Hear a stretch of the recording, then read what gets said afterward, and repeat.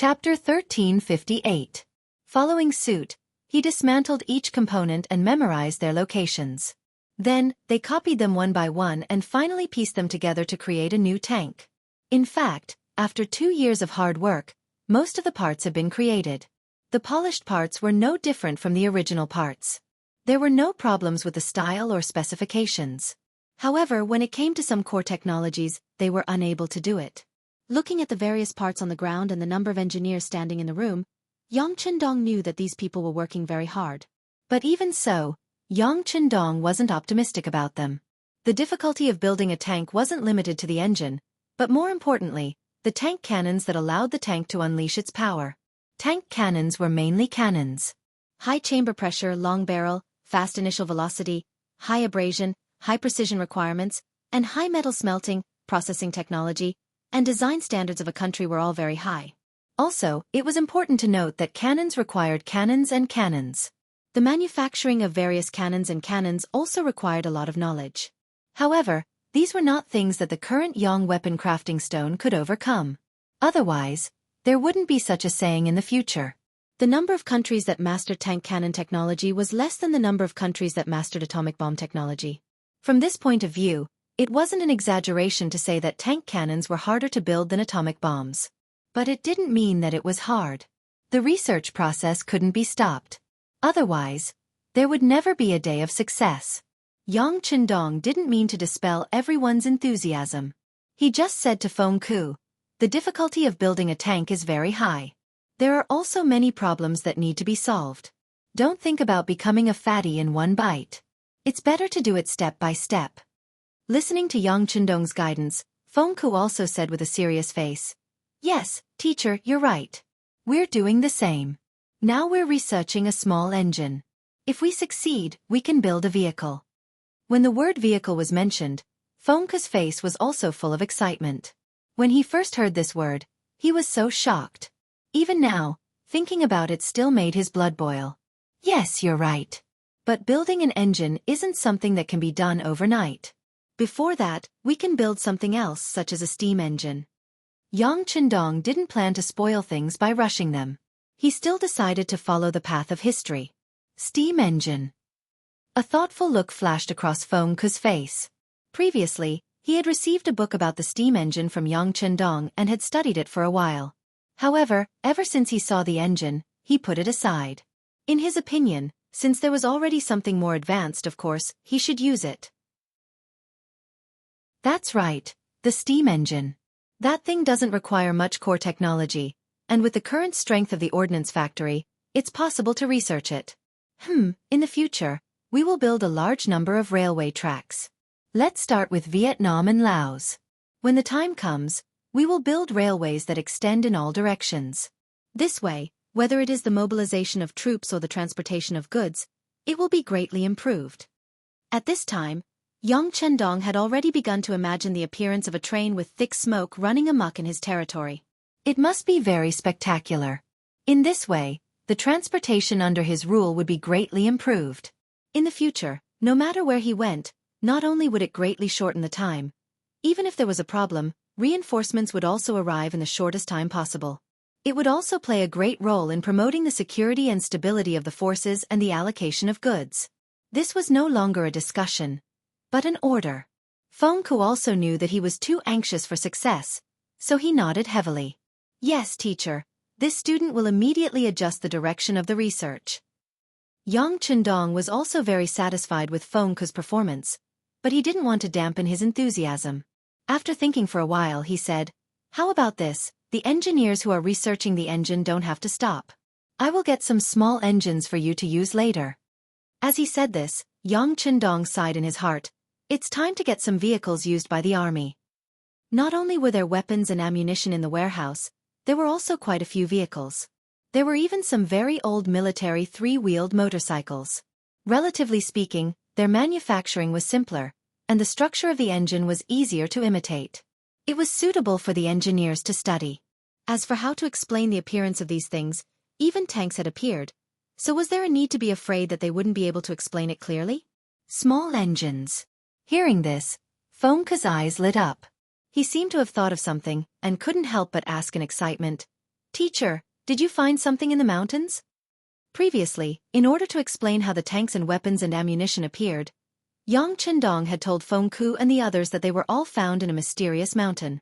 After Yang Chendong had already told the students that this world didn't exist independently, and that it was likely that there were other high-tech civilizations, the students were no longer unfamiliar with the term UFO. The latter explanation was that these things found in the mountains were very likely products of other worlds, but they were accidentally forgotten in a certain mountain. Although it sounded ridiculous, at least it was an explanation. What was more important was that Feng Ku and the others believed him, which saved Yang Chendong a lot of time and effort. And just 3 days after the inspection of the munitions factory, more than a dozen military 3-wheeled motorcycles, 4-wheeled cars, and trucks appeared in the most heavily guarded tank test area of the munitions factory. Of course, these were all done in secret, and outsiders didn't know about it. Yang Chendong had long focused on other aspects. Under the company of Governor Yu Qian, they walked around the other factories for the past few days.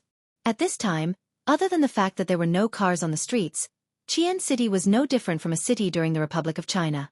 Walking on the wide road, all kinds of carriages and rickshaws could be seen everywhere. On both sides of the road, all kinds of shops had sprung up like bamboo shoots after the rain. For example, there were clothing stores, department stores, food stores, theaters, and hotels. They had everything that one could think of.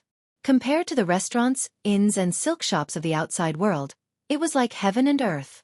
Once an outsider entered here, it was like Granny Lu entering the Grandview Garden. Their eyes were not enough to take in everything. Among these outsiders was the Spanish merchant, also known as François Garcia. As the Kingdom of Spain was very developed in the maritime industry, when the sea route was continuously opened up by them, a large number of adventurous merchants set up fleets and began to travel everywhere. One after another, they discovered unfamiliar places and made a lot of money. Whenever these sea merchants appeared in a place, if they were strong and their opponents were weak, they would directly destroy and plunder them. If their opponents were strong, they would lower their noble heads and trade with them. While reaping huge profits, they would also think of ways to exploit your strengths and find your weaknesses to give you a fatal blow. Rather than saying that they were adventurers and merchants, it was more accurate to say that they were pirates of the sea. Garcia was one of the pirates. When the other merchants were still targeting the Western world, he had already braved the wind and waves to the east. Fortunately, he appeared in Qian City. After stating that he was a merchant of the Kingdom of Spain, he was allowed to enter the port and come to Qian City. Just like how the Western countries wanted to understand the Eastern world, Xianxia's Navy Department also wanted to know about the outside world. After a few years of preparation, they didn't know how many ships they had sent, and they completely understood the terrain of the nearby seas. Now, they were stretching out even further. The arrival of merchants like Garcia was also welcomed by the Navy Department. Their arrival often brought a lot of information that they didn't know about. In this way they could easily obtain more knowledge. After being welcomed by Xianxia's navy, Garcia stepped into Qian City and his eyes were dazzled. Along the way from Spain, apart from a limited number of places, most of the areas gave him the impression that they were very poor. Apart from some nobles who were still living well, the ordinary people were too poor. He even saw a lot of cannibalism. In some places, he often only needed to pay the price of a meal to get the local people to do anything for him. After a long time, this feeling gave Garcia a sense of superiority. In his heart, although the world was very big, no one could be stronger than the Kingdom of Spain. Oh, maybe the Kingdom of England was also not bad, but their strength was only about the same. In this era, in the West, England and Spain were indeed the strongest. As for the other countries, they were either very weak or had yet to become independent. What's more, Xiao Mei was not even born yet. With this kind of arrogance, Garcia thought that he was better than others, and looked at everyone as if they were country bumpkins. When he came to Qian City, he was really shocked. If he didn't see it with his own eyes, he wouldn't have imagined that there was such a strong country on the other side of the sea. There was a straight and wide road here, a clean and hygienic environment here, a street lamp that was as bright as the sun here, a skyscraper that he had to raise his head to see the roof of the building here. In short, there were too many beautiful scenery here that he couldn't imagine before. More importantly, the economy here was very developed, and there were many things that he couldn't imagine.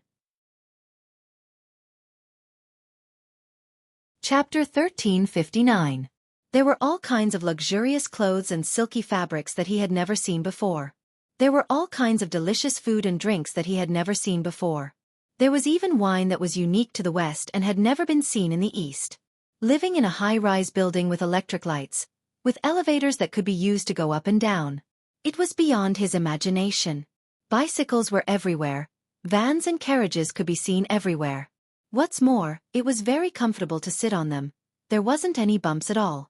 It was much more comfortable than the carriages of the nobles and even the royal family.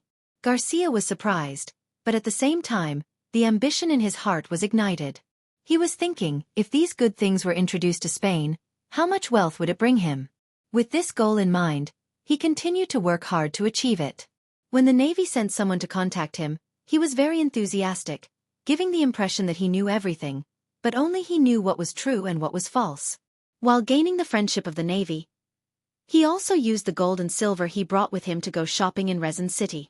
At this time, the porcelain, tea, and silk that were praised by the West were no longer his goal. In his opinion, although these things were precious, as long as he had money, they could be bought. What he wanted the most now was something that only Resin City had, something that didn't exist in the outside world. For example, high-quality firearms and artillery that didn't seem to be large in size, but could exert great power. Naturally, it would be extremely difficult to take away such things. What he wanted was not the finished product, but the manufacturing blueprints. With these things, if he had enough raw materials, he didn't know how many finished products he could make.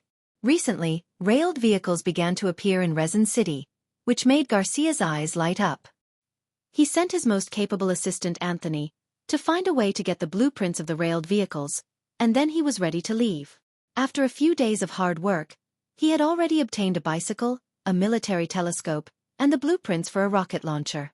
With just these, he believed that he would be able to sell them for a sky-high price when he returned to his country. Then, he would think of a way to come back again. At that time, with enough gold and silver, his goal would be even greater. Sooner or later, he would take away all the good things in Crimson City. Then, he would use this spear to attack the shield. At that time, it would be possible for him to become the Crimson City Lord. This was a great goal. Although it was difficult, Garcia was determined to do his best to achieve it. He was also looking forward to that day. It was located in a roadside coffee shop, which was also a new thing recently. Because of the elegant environment, it gradually replaced some tea houses and became a new place that many fashionable people were willing to visit. Garcia chose a corner that few people paid attention to. From here, he could easily see everything that happened in the coffee shop, but it was difficult for others to notice him. After drinking a cup of coffee, he was still savoring the aroma in his mouth. Suddenly, the door of the coffee shop opened, and the tall, fair-skinned assistant, Anthony, appeared. Accompanying him was a middle-aged man wearing a traditional Chinese suit. He wasn't tall, but he already had a big belly. When the person entered the cafe, he had an arrogant look on his face. After looking around and spotting Garcia in the corner, he strode over with his feet splayed outwards.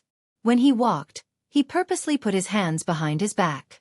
Fortunately, there were no other customers in the coffee shop at this time. Otherwise, it would be easy to recognize him as an official. The fat middle-aged man was indeed an official, and his position wasn't low. He was the director of the Commerce Department's External Relations Department, Lu Qing. When Garcia first came here, he was the first person he interacted with. His face was full of fat, and his small eyes were filled with greed. It was also because of his appearance that Garcia, who had met countless people along the way, gave him his first sum of money. After that, he received good treatment. For example, his accommodation was arranged by Lu Qing. Although he had to pay a hefty sum of money, it was very comfortable. Not only were there electric lights, but there was also 24-hour hot water and a comfortable sofa. It was almost unimaginable outside of Resin City. Garcia later asked around and found out that not all foreign businessmen could enjoy such treatment. Some of them had electric lights, but they didn't have 24-hour hot water or a sofa. Based on this, he knew that the money was worth it. As a result, he continued to send money to Lu Qing. After the two of them became familiar with each other, he got a lot of things that he wanted. When Garcia saw Lu Qing sitting down in front of him, a flattering smile appeared on his face. Then he said in broken Chinese, "Director Lu, Thank you for taking the time out of your busy schedule. All right, you know I'm busy, so you don't have to be so courteous. Why don't you tell me what you want me to do here? Lu Qing said impatiently. Garcia, who had interacted with him many times, was confident that he knew Lu Qing very well. This person was a greedy person who only cared about money. As long as the money was given, everything would be fine. Otherwise, he would immediately turn hostile. With a smile on his face, he gently took out a piece of banknote with the number 1000 written on it and placed it on the table. As soon as the banknote was taken out, Lu Qing's impatient expression immediately became much better. He first looked around, and when he found that no one was paying attention to him, he chuckled and put the 1000 taels banknote into his pocket. Then his tone became much friendlier. Look, we are all old friends, how can I be so shameless? Lu Qing took the banknote and Garcia's expression became much happier. Yes, I'm friends with Director Lu, so I need your help. Garcia leaned forward and whispered something in Lu Qing's ear. Lu Qing, who originally had a smile on his face, quickly changed his expression. His brows furrowed together before he shook his head and said, That thing isn't easy to obtain. Yes, I know it's not easy, but what kind of person is Director Lu? There's nothing in Crimson City that can stop you. How about this? Get the blueprint and I'll pay you this much. Garcia said and extended a finger. This finger was not 1,000 taels, nor was it 10,000 taels, but 100,000 taels. Seeing this, Lu Qing was stunned at first, but he quickly shook his head. No, this is a serious matter. The blueprints of the railroad tracks are not so easy to obtain. In the middle, many people will be needed. This bit of silver is not enough. Garcia cursed Lu Qing's insatiable greed in his heart. However, when he thought of the value of this item and the benefits he would receive if he were to offer it to the King of Spain, he hardened his heart and extended another finger. That's all. I don't have much left from the silver I brought this time. With the price of 200,000 taels, Lu Qing finally smiled. Sure. 3 days. We'll make the deal here 3 days later. Okay. Garcia also knew that this item wasn't easy to get. It was all because of Lu Qing's ability that he could get it done in 3 days. Therefore, he happily nodded. Lu Qing left without even drinking a cup of coffee. To him, the coffee in this coffee shop wasn't bad, but it paled in comparison to the free coffee from the Department of Commerce. Not long after, Garcia and Anthony also left. Right after they left, the male waiter who was dozing off in the coffee shop suddenly opened his eyes.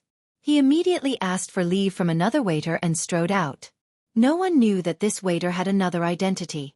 He was an intelligence officer from the Security Bureau. His job as a waiter in the coffee shop was just a cover for his identity.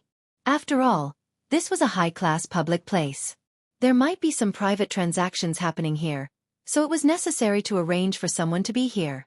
After leaving the coffee shop, this intelligence officer quickly went to the nearest intelligence station. He met with his team leader, Gu Qi, and told him about his findings and suspicions. From a certain point of view, the Security Bureau and the Central Intelligence Bureau were both part of the Xianxia's intelligence department. They were like the Great Ming's Imperial Guards and the Eastern Palace Guards. They had the responsibility of secretly monitoring hundreds of officials. Once they suspected someone, they could often arrest them without any evidence. They had a lot of power. After hearing his team members' report, Gu Qi didn't dare to be careless.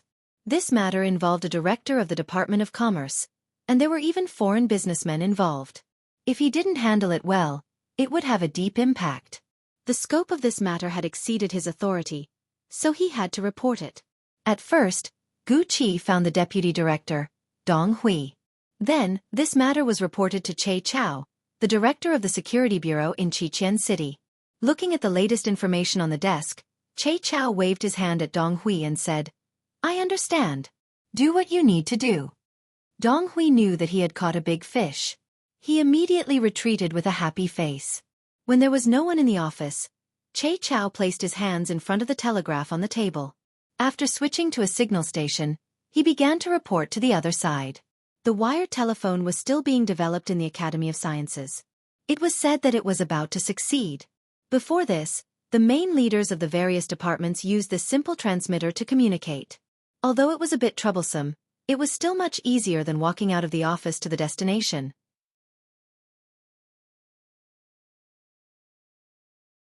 Chapter 1360. After Dong Hui left the director's office, he looked for Gu Qi and asked him to arrange for someone to follow Lu Qing.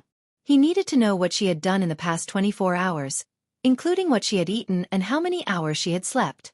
He also needed to have a detailed tracking record. Gu Qi knew that it was time for him to perform a meritorious service. He immediately went out and called for a group of more than 10 people to follow and monitor Lu Qing. However, what made him a little disappointed was that Lu Qing's performance was very normal in these 3 days. Other than working normally in the department and reporting to Minister Chong Qianhao alone, he didn't have any contact with anyone else. Even when he was working, he was accompanied by his secretary. He rarely had any contact with anyone alone. Gu Qi was puzzled. Did he find out that he had sent someone to follow him? 3 days later, when he saw Lu Qing walk out of the Commerce Department and walk towards the coffee house at the designated time, he knew that he was not found out. However, something must have been overlooked. The informant was still lurking in the coffee house, but this time, Garcia was obviously on guard. His deputy, Anthony, actually stood up and blocked the informant's line of sight. In just a short while, Lu Qing had already left. As for what he had done with Garcia, what they had said, and even if they had traded anything, Garcia had no idea. The difference between the Security Bureau and the Daming East factory was that they couldn't arrest people without evidence. This was Yang Qindong's order. Obviously, he was also worried about making some unjust or false cases. After all, people still had to rely on people to do things, and people were selfish. He didn't want this department to be used by others to deal with their opponents. Without enough evidence, the informant did not send out the signal to take action in the coffee house. After Lu Qing, Garcia, and Anthony walked out of the coffee house, Gu Qi, who had been waiting outside, finally could not wait any longer. He entered the coffee house to understand the situation. After learning that he did not see whether the other party had traded anything, Gu Qi was in a dilemma. After all, this matter involved a director of the Commerce Department and a foreign businessman. If he acted rashly and made a mistake, the impact would be too bad. Following Yang Qindong's order, after the opening of Qiqian City's port, more and more merchants came to Qiqian City. Most of them were yellow-skinned, but there were also some white-skinned and black-skinned people. When these people arrived at Crimson City, they were first shocked by the prosperity of this place. Then, they felt a great business opportunity and spent money to purchase goods from Crimson City. At the same time, they also transported some of the ores that Crimson City needed. It was precisely because of the appearance of these sea merchants that the 5-star army needed for weapons and materials. Just based on this point, without any evidence, these merchants couldn't be casually arrested. If these people were all scared away, it would be a huge loss to Crimson City and Xianxia. Gu Qi, who couldn't make up his mind, didn't know what to do. Just as he was wondering if he should take another look, he received a piece of news that made him unable to sit still. Garcia had actually applied to leave the port with his fleet a day later, and it had been approved. Damn it, he's trying to escape. At this time, how could Gu Qi not see that Garcia was trying to escape? Now, it wasn't a matter of whether or not he had evidence. It was a matter of principle to prevent people from taking confidential information out of Qiqian City. If Garcia wanted to leave, he would definitely take away all the important things. That would be the best time to catch him red-handed. Without any hesitation, Gu Qi went straight to where his superior, Dong Hui, was at. Dong Hui also felt that this matter was very serious. After quickly consulting with Director Che Chao, he mobilized over 100 intelligence agents and decided to go to the port tomorrow morning. At the same time, he ordered Gu Qi to arrest Director Lu Qing at the same time tomorrow. However, because there wasn't enough evidence, it was best not to arrest someone in a public place like the office. Garcia didn't know that he was being targeted. He had successfully obtained the construction information of the rail car. Looking at the various neatly drawn numbers on it, he let out a long sigh of relief. With this item, this trip was worth it. With a smile on his face, Garcia could be said to be asking questions. He looked at his assistant Anthony and asked, "Have you informed the port?" "Yes, we have. Tomorrow morning, our ship will depart from the port and return to our country," Anthony replied respectfully. In their country, the difference in status between people was a huge gap. Even if the superior wanted you to die, you had to obey. "Very good. How about this, Anthony? You stay here tomorrow. Don't go back with me. Stay here and continue to keep an eye on this place. I feel that there should be a lot of secrets that we haven't unearthed yet. This important mission will be handed to you. I hope that the next time I come back here, I will hear more good news. Garcia said with a hopeful tone. Anthony didn't think about being left behind. When he heard this, his face was naturally filled with shock. However, when he understood the benefits, his face naturally revealed a joyful expression. He was only Garcia's assistant, and there wasn't much credit left for him, unless others were willing to share some of it with him. But no matter what, when there was a great contribution, people would only remember Garcia. How many people would remember him? If he could stay behind to carry out the mission alone, it would be different. The merit wouldn't be snatched away by others. Not to mention, this was Garcia's idea. He had to carry it out even if he didn't want to. Yes, I'm willing to stay. Very good. There are still some silver tails left for you. Go ahead and do it. Garcia patted Anthony's shoulder happily and said with a face full of excitement. The Intelligence Bureau finished setting up the surveillance very quickly. The reason why they didn't take action immediately was because they were afraid that if they acted too early, they would startle the opponent and lose the evidence they wanted. Therefore, when they all boarded the ship and were about to leave, it was the best time to take action. The next morning, Dong Hui brought over 100 operatives and waited outside the port early. A few scouts were using binoculars to observe the port. How is it? How is it? A few operatives seemed to have seen some commotion at the port from afar. They were afraid that someone would steal their merit, so they anxiously asked the scouts. Leader, the Navy inspectors at the port are currently inspecting the Spanish ship that is about to leave the port. They have already found a telescope and 3 bicycles. Both sides are confronting each other. One of the scouts put down the binoculars in his hand and reported everything he had just seen seriously. A leader heard his subordinates report and said anxiously, "What? They have already found so many things. Won't the merit be taken away by them? This won't do." After speaking, he strode towards the place where Dong Hui was standing. Dong Hui was standing under a big tree under the protection of a few operatives. After hearing the leader's report, he only hesitated for a moment before replying, "There's no rush. Let's wait a little longer." Dong Hui was so confident because the other party didn't bring anything big with them during the last transaction. This was something that Gu Qi had already reported. Although he didn't know what it was, he believed that it definitely wasn't a telescope or a bicycle. These things should be more precious and should be hidden very well by the other party. It shouldn't be easily discovered. The deputy director wasn't in a hurry, so the leader could only go back and continue to wait. It wasn't until nearly half an hour later that the ship's horn sounded. The 5 Spanish ships were about to leave the port that the leader became anxious. How could they let them leave? Didn't they already find the contraband? A scout put away his binoculars and stood at attention. Garcia handed over the 5 Spaniards, saying that everything was done by them and had nothing to do with him. After paying a fine, the Navy inspection team let them leave. This scout not only had excellent eyesight, but he also knew how to read lips. Naturally, he understood everything that happened in the distance.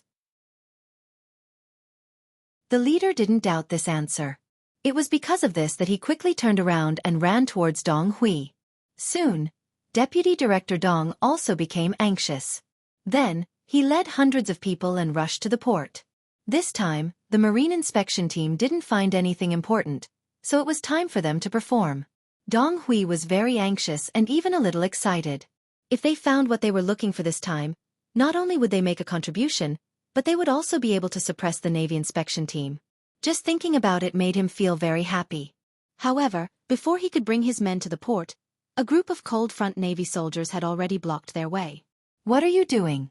The Security Bureau is here to do something. Get out of the way." Seeing that someone was blocking his way, Dong Hui's face was filled with anger, and his voice had a hint of roar. He received accurate information that there was something wrong with the Spanish fleet. At this time, not to mention the cold front Navy soldiers blocking his way, even the senior officers of the Navy headquarters couldn't stop him. With full confidence, he was about to continue to stride forward, but everything was stopped by the appearance of a figure. Dong Hui had to stop and stand in place. Fifth brother. Just opposite more than 100 people from the Security Bureau, a man in a gray tang suit walked out. His face was very calm, And even if one looked carefully, there seemed to be a smile on the corner of his mouth. But it was such a person. As soon as he appeared, the members of the security bureau stopped on the spot.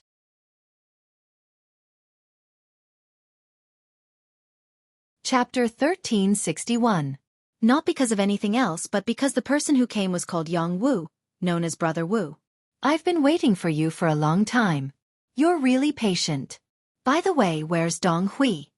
Jianghu said in his own voice unhurriedly. Dong Hui, who was called, immediately walked out of the crowd and came to Jianghu. He stood at attention, reporting to Brother Wu. Dong Hui, Deputy Director of the Security Bureau in Crimson City, reporting for duty. Don't be fooled by the appearance of the Security Bureau.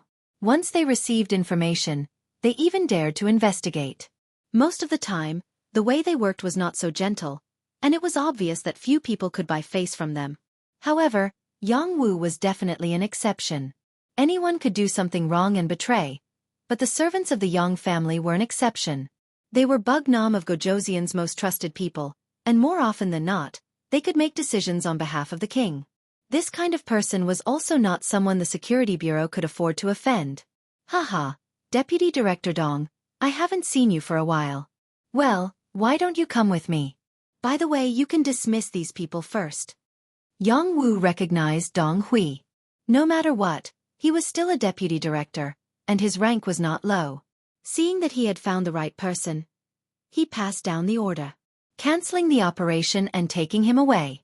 If it was someone else, they would inevitably doubt themselves when they heard this. Even if they encountered a problem, they would be scared to the point of peeing their pants on the spot. But Dong Hui believed that he had not done anything wrong to Bugnam of Gojoseon in his position, so he was not afraid.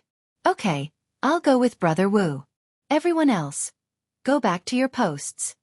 Dong Hui did not even hesitate and decided to do as Jianghu said. That was because he completely trusted Jianghu's character. But others did not think so, especially the action team leaders. They were not worried about the safety of the deputy director. If there was really a problem with the deputy director, it was not something they could solve with their involvement. They were now worried that once the Spanish ships left, they would not be able to catch up with them. Therefore, a few bold team leaders couldn't help but stand up and say, Deputy Director, those ships are about to leave.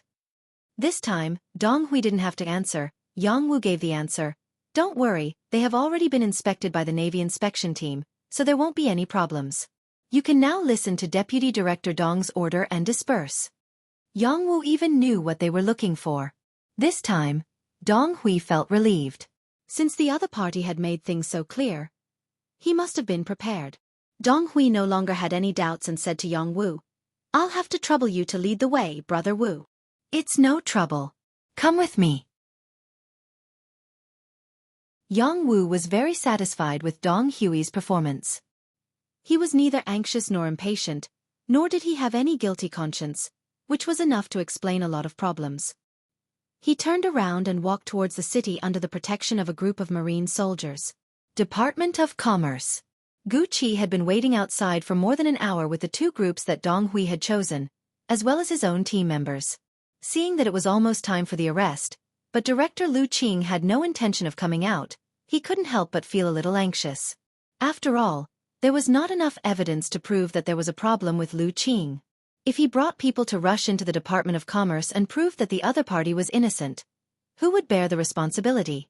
He was afraid that as the team leader, he would be the first to be charged and punished. However, Deputy Director Dong Hui had already given the order that if he couldn't bring Lu Qing back on time, if something happened, he wouldn't be able to bear the responsibility.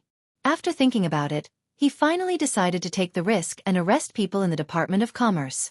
In order to minimize their influence, Gu Qi only brought along 2 members who were good at fighting and left the rest outside. The 3 of them went straight to the Department of Commerce on the opposite side. After revealing their identities, Gu Qi and the other 2 walked into the building of the Department of Commerce without any obstruction. They came to the office on the 3rd floor with the sign of the Director of the Department of Foreign Liaison. Taking a deep breath, Gu Qi knocked on the door. When he heard the words, "Please enter," he pushed the door open and entered with his 2 team members. Gu Qi had already repeated the various actions after seeing Lu Qing countless times in his heart. He thought that it would be fine if the other party agreed, but if he didn't, he would have to use force to solve the problem. However, when he pushed the door open, his entire body froze. It was not for anything else, but because he saw two unrelated people in the office. More importantly, he couldn't afford to offend these two people. One of them was even his superior, the director of the security bureau in Xianxia City, Che Chao. The other person's status was not low either. He was the director of the Department of Commerce, Chong Qianhao. It was said that this person was one of the students that Bug Nam of Gojoseon valued very much. In terms of status, he was probably even higher than their director. Director, Minister Chong. Gu Qi was already shocked speechless by everything in front of him, not to mention the two team members behind him, who were trembling all over. They didn't know what was going on. However, the three people in the office all had smiles on their faces. There was no need to talk about Lu Qing. Because of his fat, standing there without moving gave people the impression that he was smiling. However, their director Che Chao's face was also full of smiles at this moment. Director Che, your subordinates are not bad. Although they were a little late, they still made a move. It seems that the name of our Department of Commerce is not enough to shock people. Chong Qianhao had a smile on his face and a hint of ridicule in his voice. It sounded like he was complaining. However, Che Chao was very clear about the cause and effect, so no one knew better than him whether this was praise or derision. He also smiled and said, "It's okay. It would have been better if they could have rushed in faster." Gu Qi was stunned by the words of the two big bosses.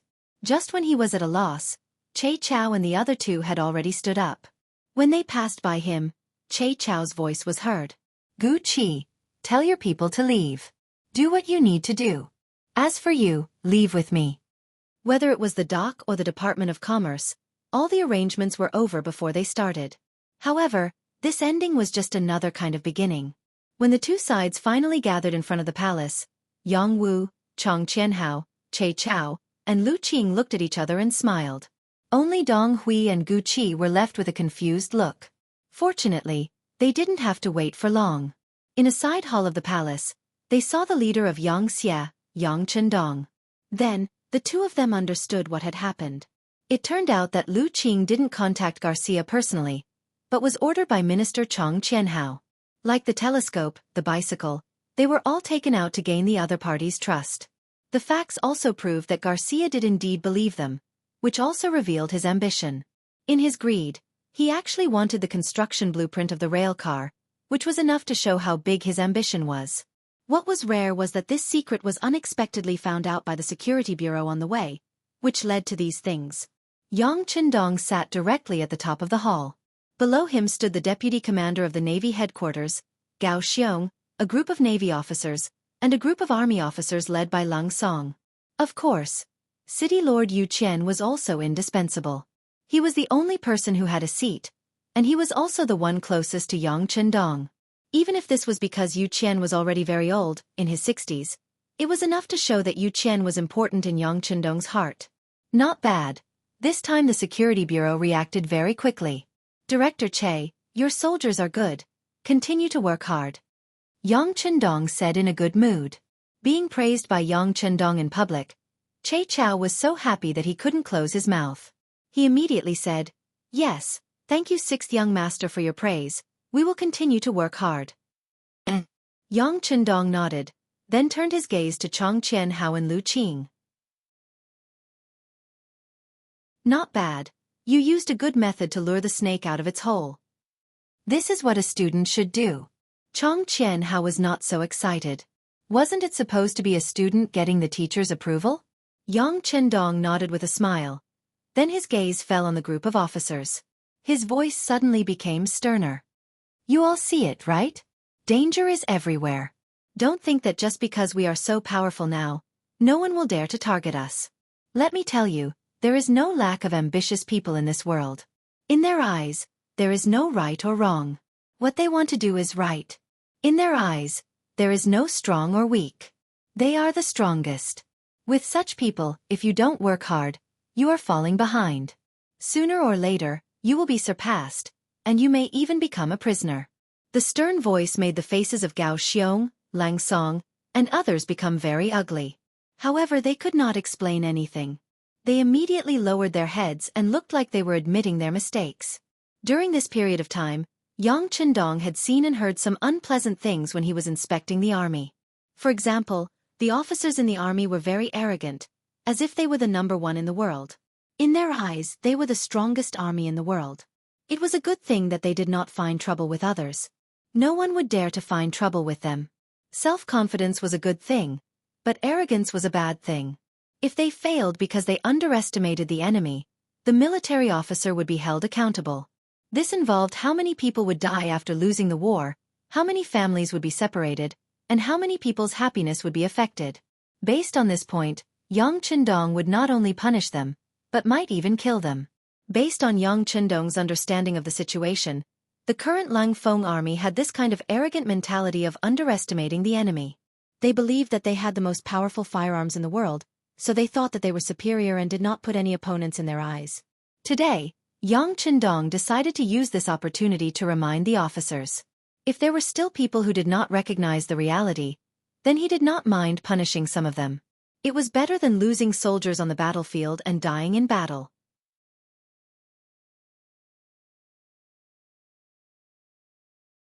Chapter 1362. Lang Feng is strong because you have powerful firearms, the most scientific training methods, the nutritious meals that give you a good physique, and the unparalleled logistical support. But what if you lose these? If you also don't have enough to eat and carry broken weapons, how many more battles can you win? If we give you war horses, will you be able to defeat the 1st Cavalry Division? Can you? Yang Chendong's smile disappeared completely. When he looked at Lang Song and Gao Xiong, his face was cold. The 2 lieutenant generals were the first to lower their heads. The group of major generals behind them also hurriedly lowered their heads. At this moment, no one dared to meet Yang Chendong's gaze. Lang Feng wasn't that weak. Even if they didn't have powerful firearms, normal people wouldn't be their match even if they had swords. However, they were able to do this because of the special treatment they had received. The so-called special treatment referred to the most scientific training methods and the nutritious meals they ate. Lang Feng didn't need to worry about their daily lives. They had the best guarantee, whether it was food, clothing, shelter, transportation. Even their families benefited from it. Without any worries, the results of the training were naturally very obvious. But what if they lost all of this? How much of their fighting spirit could they achieve? Lang Feng's officers probably didn't know. Under the reprimand, all the generals lowered their arrogant heads. Many of them even broke out in a cold sweat. This was the effect Yang Chendong wanted. No matter what a person did, they had to have a string in their head. Without this string, they wouldn't have any fear. Their arrogance would grow and they would suffer a loss sooner or later. He didn't want to see Lang Feng suffer such a loss. Therefore he had to hit them with this stick. Look, even a merchant knew how to make up for his weakness. He knew how to steal the good things in Suxian City for his own use. However, Lang Feng's officers were still arrogant. They thought they were the best in the world. If this continued, it would be strange if they didn't suffer a loss on the battlefield. After venting his anger, Yang Chendong's expression looked better. When he looked at the officers, his voice was no longer as harsh. Deputy Commander Gao, how's the map of the sea? Gao Xiong, whose name was called, shuddered. He took a step forward and said, "Sixth young master, the situation of the surrounding sea has been completely figured out. Now we have a detailed sea map of the surrounding 1,000 miles. If necessary, as long as the order is given, the navy can be dispatched and completely occupy this sea area." Gao Xiong was full of confidence when he said this. Over the years, the navy has rarely fought against foreign forces, but it's not like they didn't do anything. On the contrary, every time they patrol the sea, they try their best to perfect the sea map, including where there are reefs, where there are shoals, where is the most suitable place for landing, how long is the time difference between the appearance of typhoons, and so on. 1,000 miles? Far from enough. This answer didn't satisfy Yang Chendong. His goal was too far, so far that no one dared to think about it. Yes. Gao Xiong, who didn't receive any praise, trembled again. He could see that the 6th young master wasn't satisfied, but this was already the result of his best efforts. If he wanted to make the map more accurate and farther, he would have to deal with the fleets of other countries and get more information from them. However, at sea the map was like the root of life. How could those people be willing to hand it over? He had tried to spend money to buy it, but unfortunately, the results weren't very good. With all kinds of worries in his heart, Gao Xiong didn't know what to do to satisfy the sixth young master. However, before he could express his difficulties, Yang Chendong, who was sitting at the head of the table, had already spoken. There are some things that we can't do on our own. If we can't do it, we can ask others for help. Things that can be done with money are naturally the simplest. If it can't be done, we can use force. There are still many people in this world who cherish their lives. If the whole Xianxia was not very rich because of its rapid development, then the navy didn't have so many worries. They controlled this part of the sea, and every time they went out to sea, they would bring in a lot of income. Especially after they listened to Yang Chendong's order and began to catch fish in the sea, their income was second only to the existence of the Ministry of Commerce. Needless to say, the Ministry of Commerce. Since ancient times, traveling merchants have been the most profitable industry. In addition, Xianxia has produced so many new things. Every time something appears, it will attract the attention of merchants from other countries. Xianxia's goods never cared about the price. It only cared about whether they could get the goods or not. As long as a merchant can get the goods, they would make a lot of money. For this reason, the days of the Ministry of Commerce were naturally very good. Every year, they would also pay a large amount of business tax to the city lord's office, allowing them to do whatever they want. In addition to them, the second in line was the navy. Unlike the rewards the army received after winning a battle, sometimes even if they won a battle on the ground, they still wouldn't be able to get anything useful.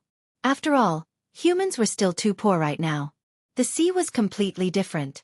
Every time they went out to sea, they could bring back a large number of seafood from the sea. After processing, they would be transported to various places to be sold. That was an endless amount of silver. For example, the matter of catching whales. Due to their enormous size and their entire bodies being treasures, every time one was caught, the profit would be at least 100,000 taels of silver. And this was when they were directly sold to the Ministry of Commerce. If they were sold to other places through the hands of merchants, the profit would be immeasurable. And just this transaction alone made countless people jealous. But everyone knew what was going on, and no one else could do it. The size of the whale was not something that ordinary ships could deal with. Doing such an exclusive business was naturally as satisfying as it could get. Yang Chendong said to find other people to help and use money to buy the route map because the navy didn't lack money.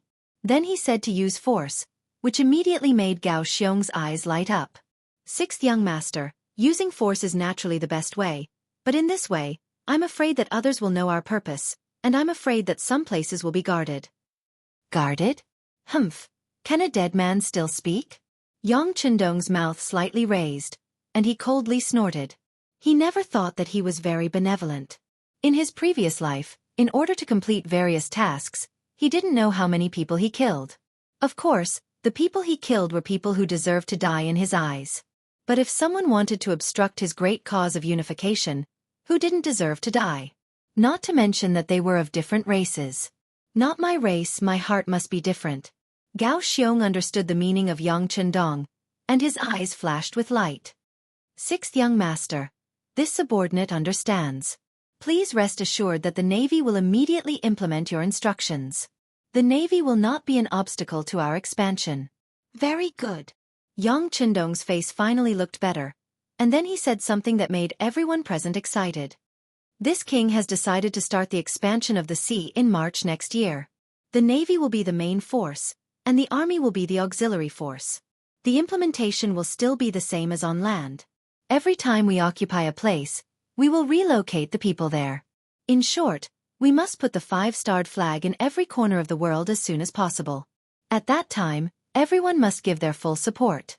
Yes. Everyone present understood the meaning of Yang Chendong in an instant, and one by one, they answered in an excited voice.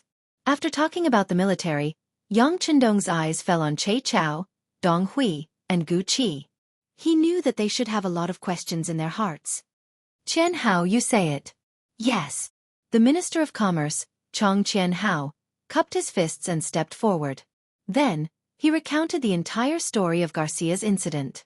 According to Chong Qian Hao, Director Lu Qing went to contact the Spanish businessman Garcia under his orders.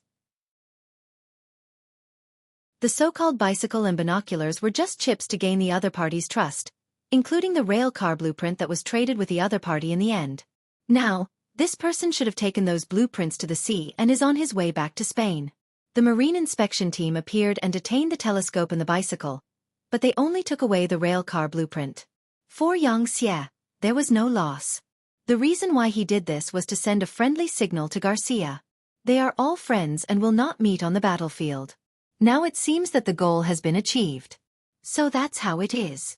This was also the first time Che Chao had heard of such a thing. Feeling that he had understood everything, he immediately smiled and said, "In that case, the blueprint that Director Liu gave the other party must be fake. Hee, not only did you get the money, but you also gave the other party an illusion without any losses. Well done." No. Chong Qianhao smiled and shook his head. The blueprint is real. If not, how can we let the other party see our friendship? What? It's real? Then this. Che Chao's face turned ugly. If all of this was real, in his opinion, the sacrifice was too big. Fortunately, Yang Chendong spoke at this time. It's nothing. Even if there is a blueprint, some things can't be built so quickly.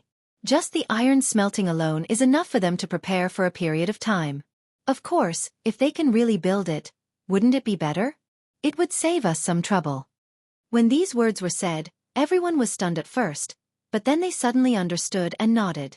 Yes, the navy is about to expand on the sea. One day, Spain will become a part of Xianxia. If they have any scientific results, wouldn't it help the entire Xianxia?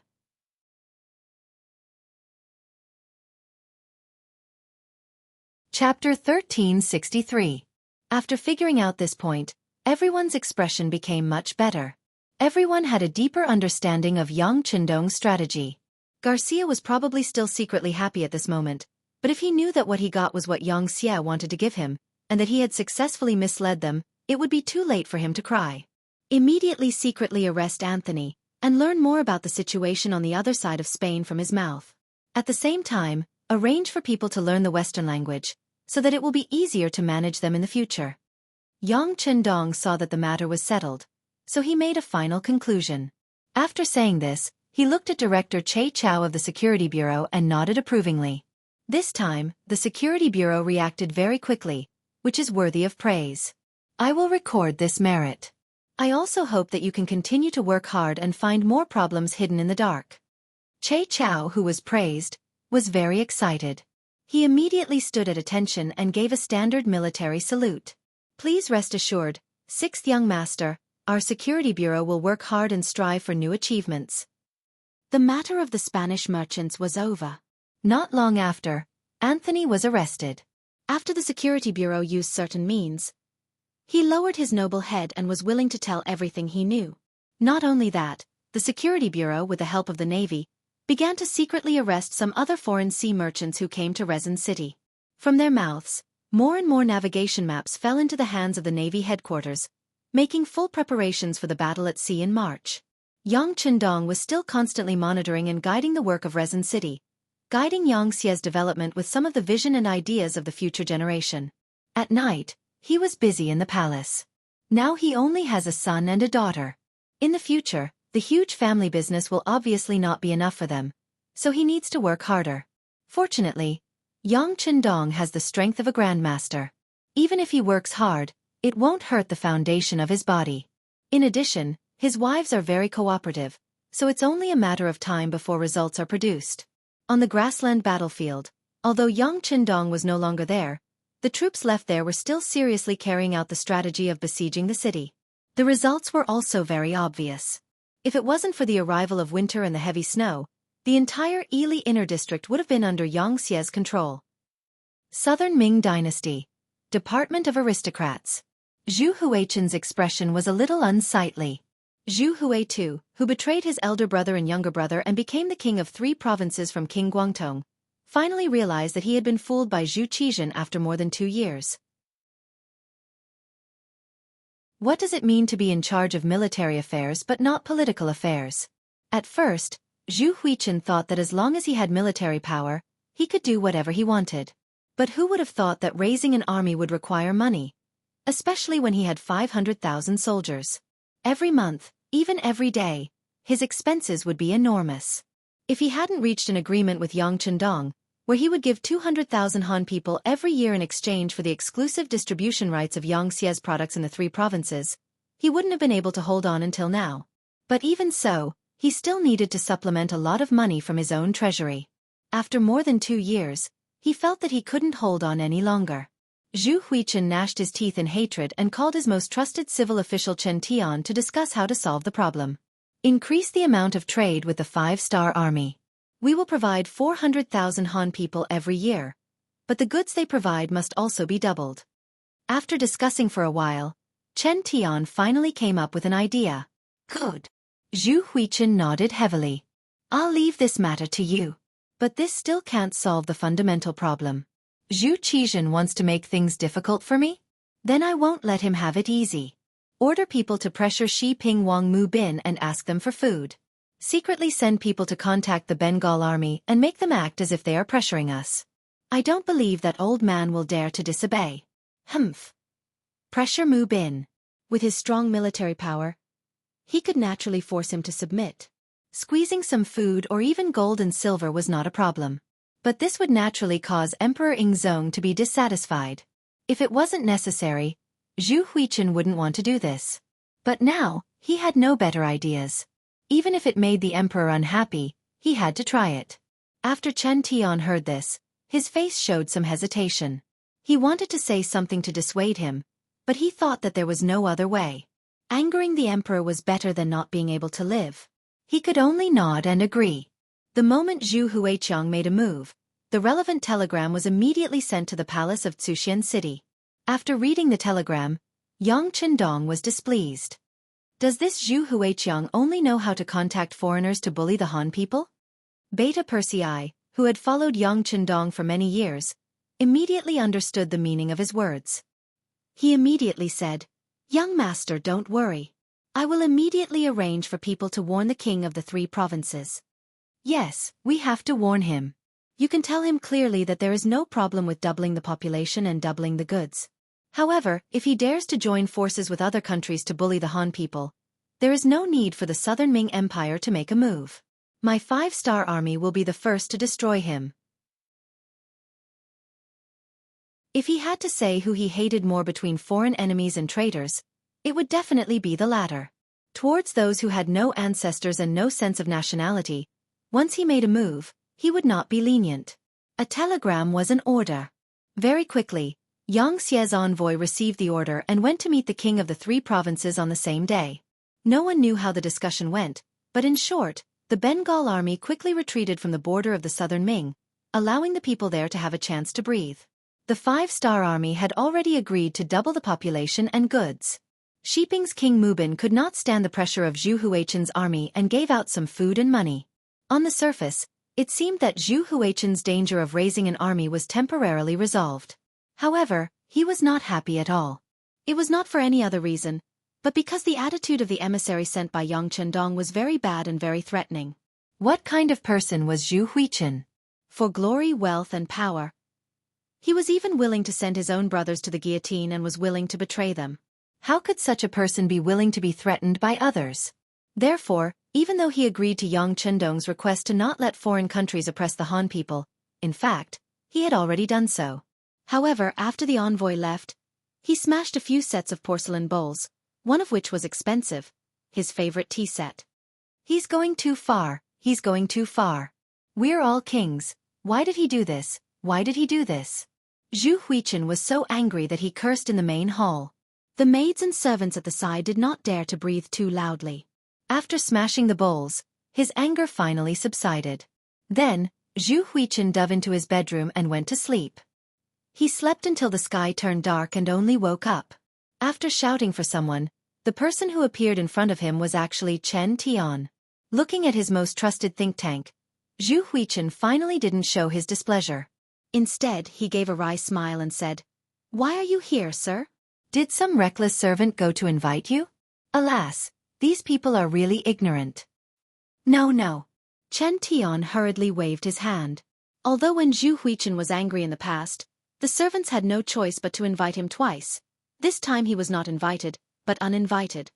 "Your Majesty, There is a very confidential matter to discuss with you. After a quarter of an hour, a neatly dressed Zhu Huichen appeared in the secret room.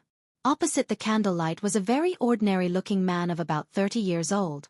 If he were to be thrown into the streets, no one would be able to recognize him the moment he turned his head.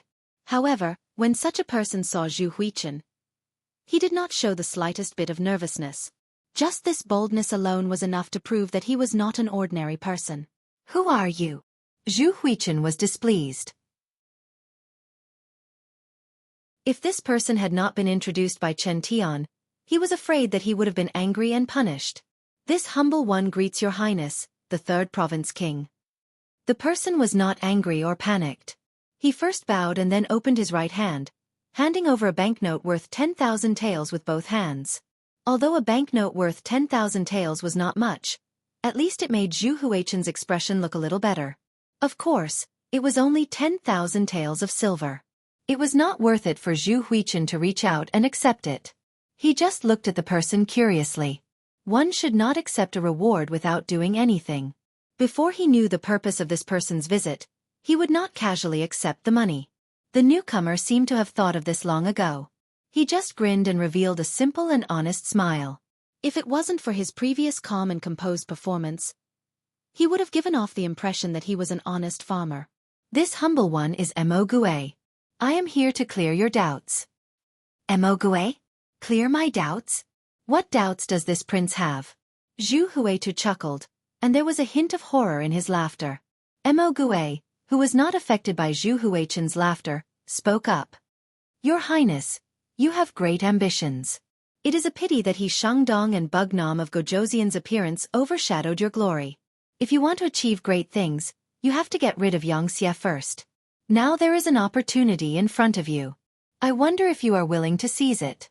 Zhu Huichen naturally knew what he Shangdong meant. He had just been warned by Yang Chendong and was furious. Mo Gue had appeared.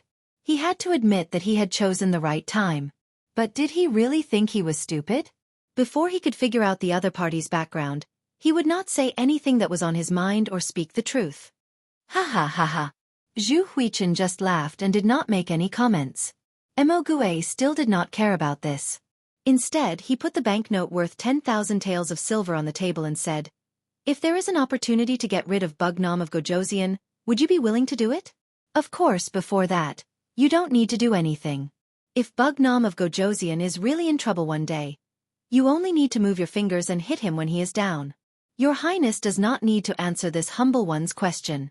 If there is an opportunity, you can decide whether to do it or not.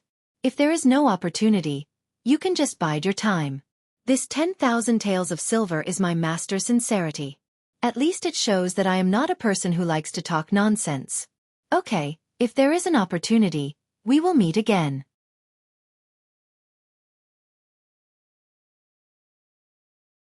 Chapter 1364.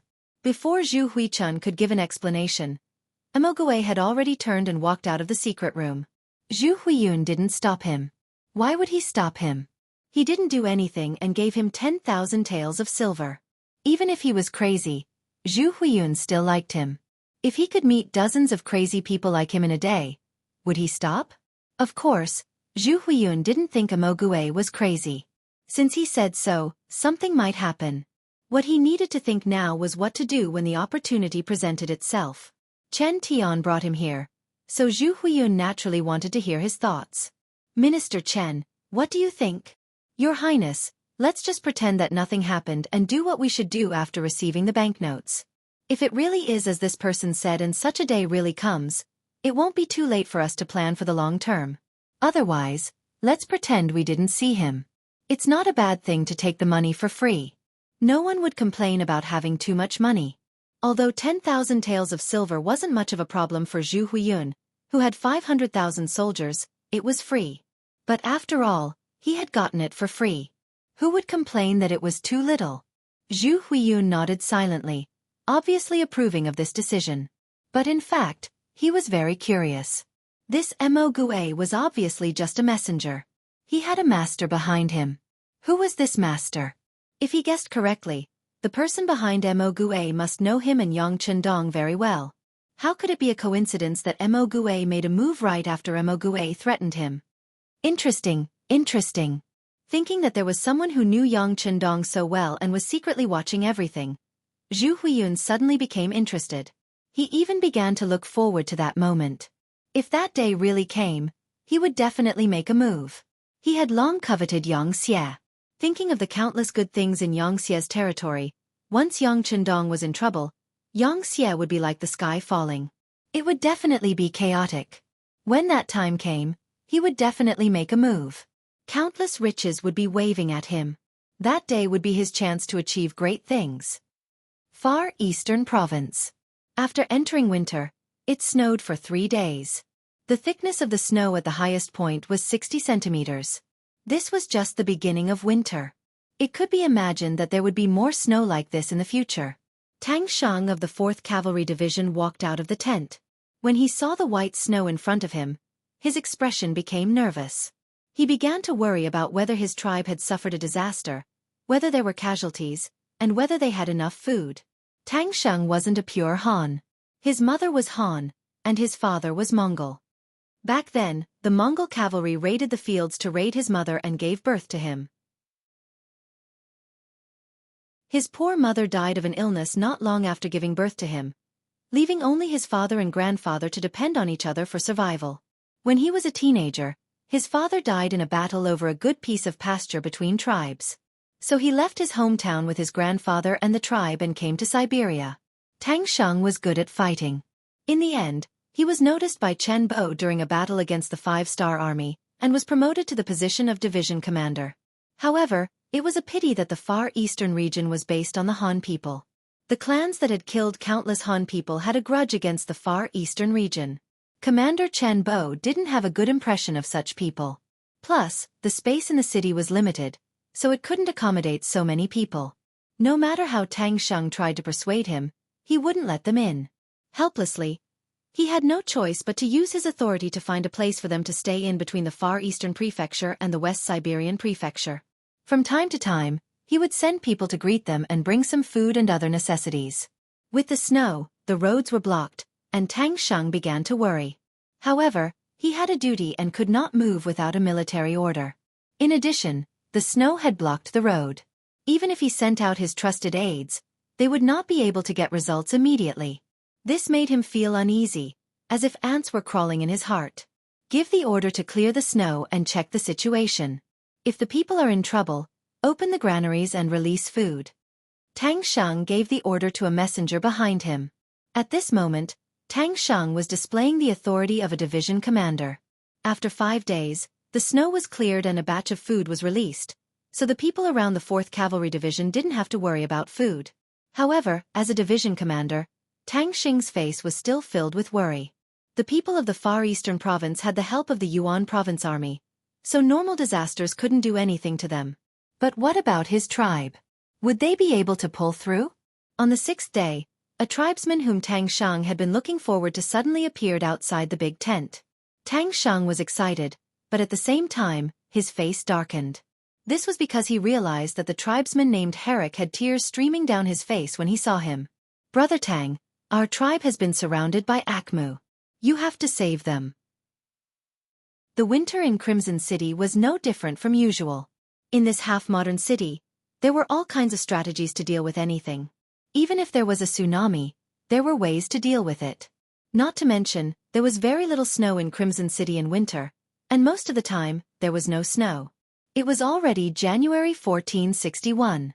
Under Yang Chendong's constant efforts, the 6th Madame Luan Xiaoyu was pregnant. And this was only the beginning. In January, they found out that the 3rd Madame Xiao Yuxue and the 4th Madame Dong Xiangxiang were pregnant. The Yang family's children were a great thing for the Xianxia people, so everyone's face was filled with joy. As the leader of the Xianxia people, Yang Chendong was naturally in a good mood. At night, he was busy with the concubines, and during the day, he walked around the factories and schools, leaving traces of him everywhere. At the munitions factory's steel mill, the factory manager, Wu Gang, was showing Yang Chendong the cavalry sabers and war sabers made of fine steel. Wu Gang was a veteran of the Xianxia people. He started working with Yang Chendong in June 1448. After more than 10 years, his steel mill was constantly improving. In the past, he had produced some weapons that could cut iron like mud, but they were not used in the army. At that time, the Xianxia lacked iron ore, and everything had to be cleared for the production of firearms, so the weapons in the hands of the 5-star army soldiers were not bad, but they were far from the best. The Xianxia expanded, occupied a lot of places, and had more iron ore, so improving the quality of cold weapons became one of the important jobs of the steel mill. When Yang Chendong saw that the cavalry saber in Wu Gang's hand could easily cut ordinary swords, his face showed satisfaction and excitement. With such weapons, there would be fewer soldiers dying in the war in the future. The main cement factory. The factory manager, Jing Guang, led Yang Chendong to inspect the 36 workshops in the factory. Among them, 6 workshops and production lines were newly installed. With their efforts, the daily output of cement could reach 500 tons. But it was still not enough for the rapid development of the Xianxia. Manager Jing, we need to continue to expand the production lines. There will be many places that need cement in the future. Don't be afraid that no one will want it.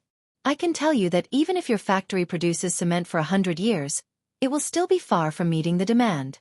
If you need any help, you can apply to the Ministry of Finance. Yang Chendong knew the use of cement, whether it was building houses or building roads. It was indispensable. Now it could be digested as much as possible. Jing Guang certainly knew the newly established Ministry of Finance, which was established by Yang Chendong to reduce the pressure of Governor Yu Qian. Its role was basically the same as the so-called Ministry of Revenue. The first minister was Luan Shaochen, who was transferred from Yunnan province. 6th young master, don't worry. I will go back and apply for more cement. Jing Guang promised. Not only do you have to make more, but the quality must also be guaranteed. The label must be up to standard, and it must be checked layer by layer. If it is not up to standard, it will not be allowed to leave the factory. Yang Chendong's face was serious when he mentioned this issue. He knew very well what would happen if the quality of the cement was not up to standard. Repeatedly wasting money was a small matter. If the building really collapsed, who knew how many people would die? The main garment factory. The factory manager, Zhou Hua, accompanied Yang Chendong as he inspected the workshops one by one. Yang Chendong, who had just inspected the underwear factory and the garment factory, had a satisfied expression on his face. The style of the garment can be more varied, and it must satisfy more people's tastes. Yes. Zhou Hua looked at her son-in-law with a satisfied expression. If it wasn't for Yang Chendong's arrival, her family would probably still be living a hard life. As they spoke, they arrived at the military uniform factory. Looking at the green, white and blue military uniforms that were packaged, Yang Chendong exhaled and said, "The material of the military uniform must be of good quality, warm in winter and cool in summer. Especially the winter clothes, the cotton inside must be of the best quality. We can't let any soldiers catch a cold or get hurt because of the military uniform." 6th young master, please don't worry.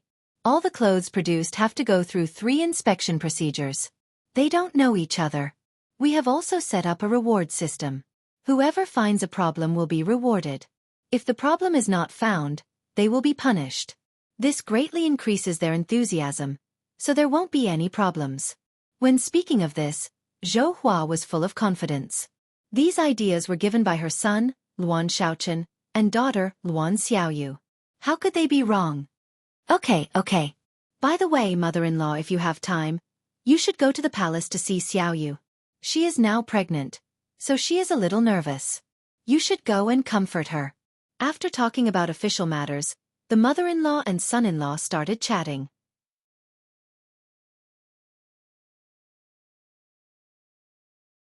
Chapter 1365. Shipyard. Accompanied by the shipyard director Hong Yi, Qin Chuan inspected the newly produced warships.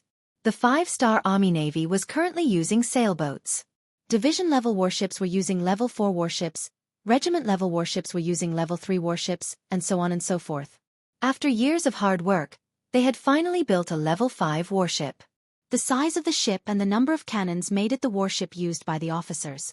We still need to build more warships like this. If there's any need, the other departments will fully cooperate and strive to upgrade all the warships.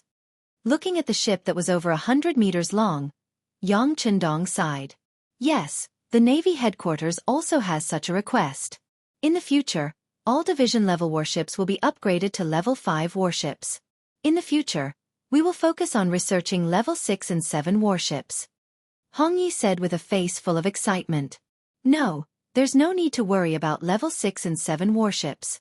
Right now, the research department is researching steam engines. Once that thing is built, it will be used on level 6 warships. At that time, the speed will be dozens of times faster than now. Yang Chendong sighed and said, Paper factory. Factory director Kong and led Yang Chendong to inspect many workshops. Looking at the white paper being produced from the production line, Yang Chendong walked forward and took 2 pages. He found that the paper was very sturdy and thick. Very good. In the future, Xianxia's children will have to go to school. This will require a lot of paper. You will have to work hard. Yes. Kong nodded.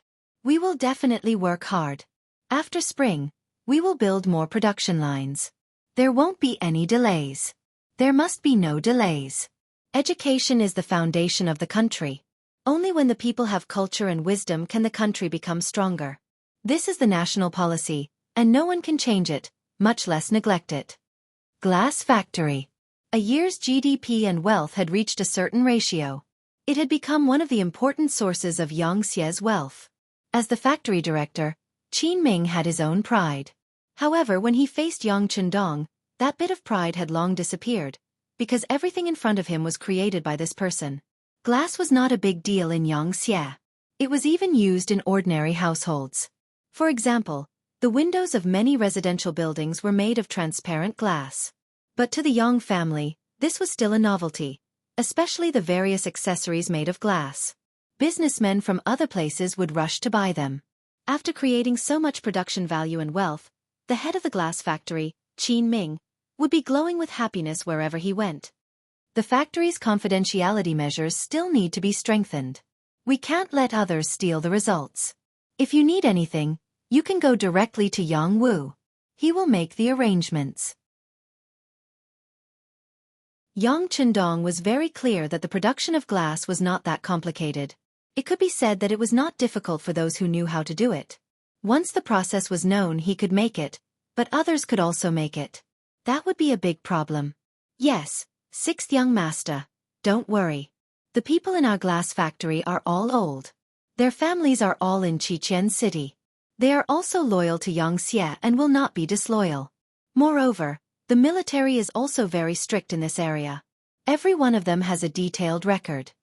Qin Ming also knew how serious the situation would be if something went wrong, so he immediately vowed. Good. I'm relieved when you do things. Yang Chendong patted Qin Ming's shoulder.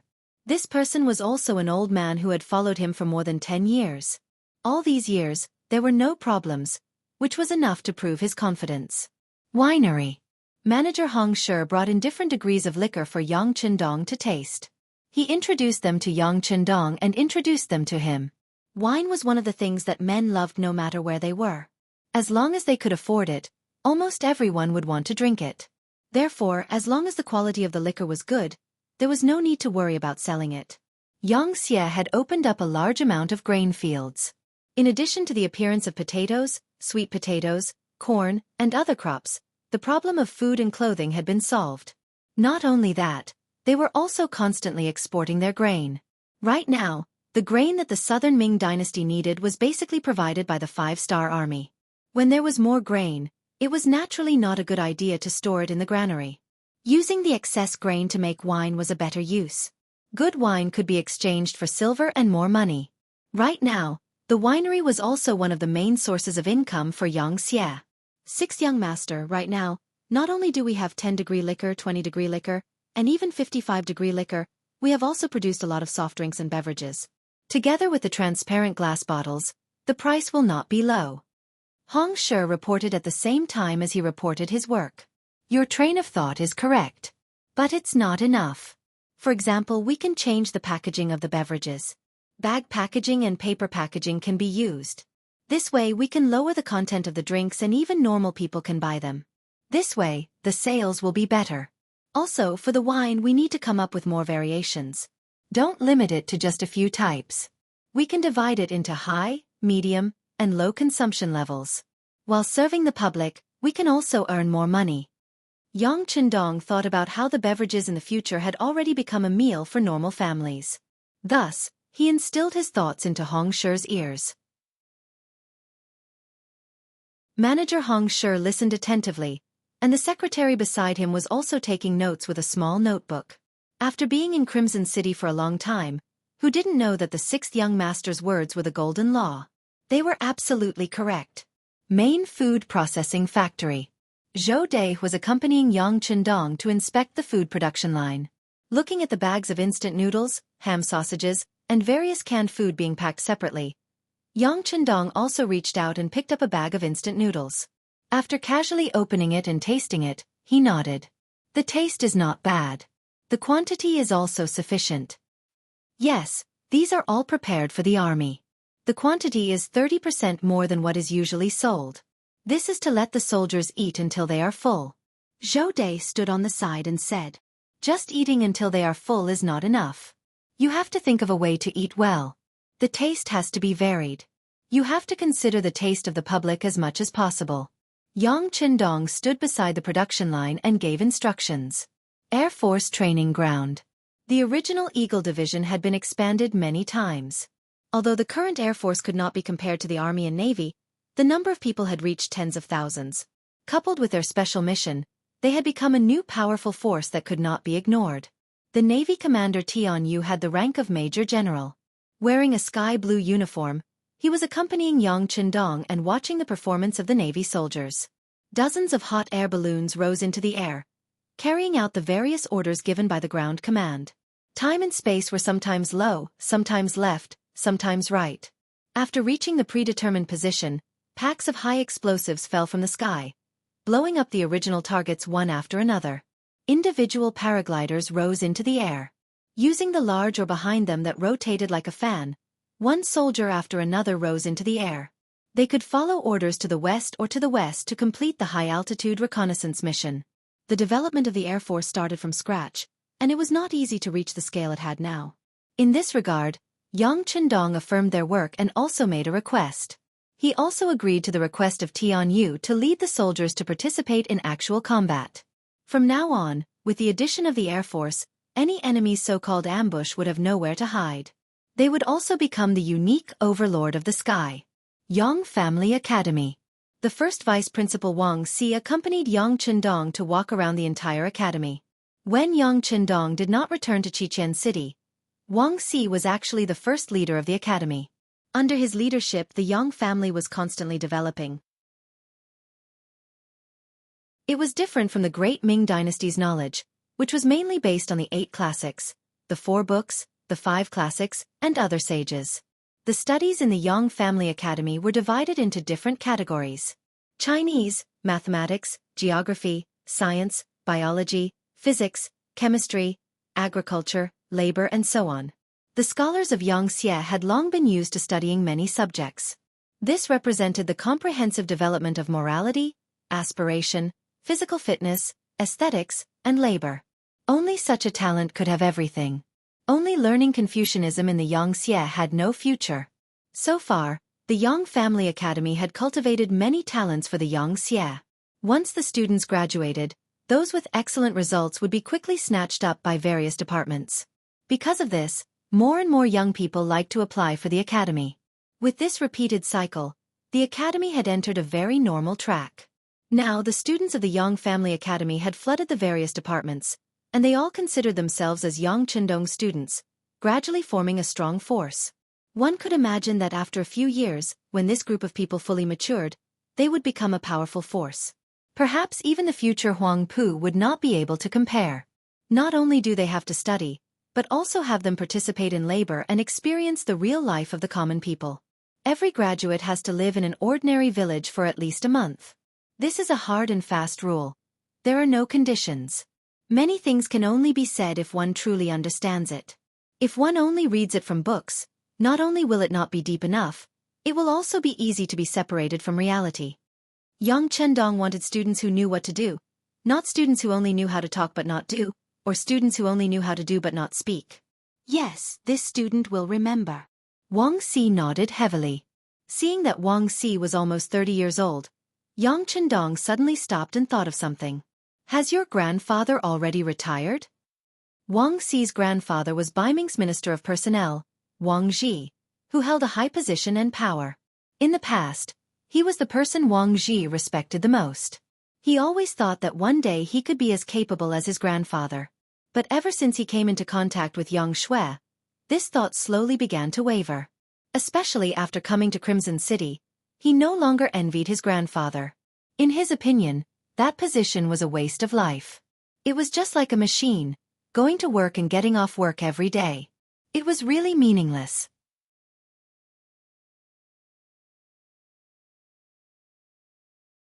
Chapter 1366.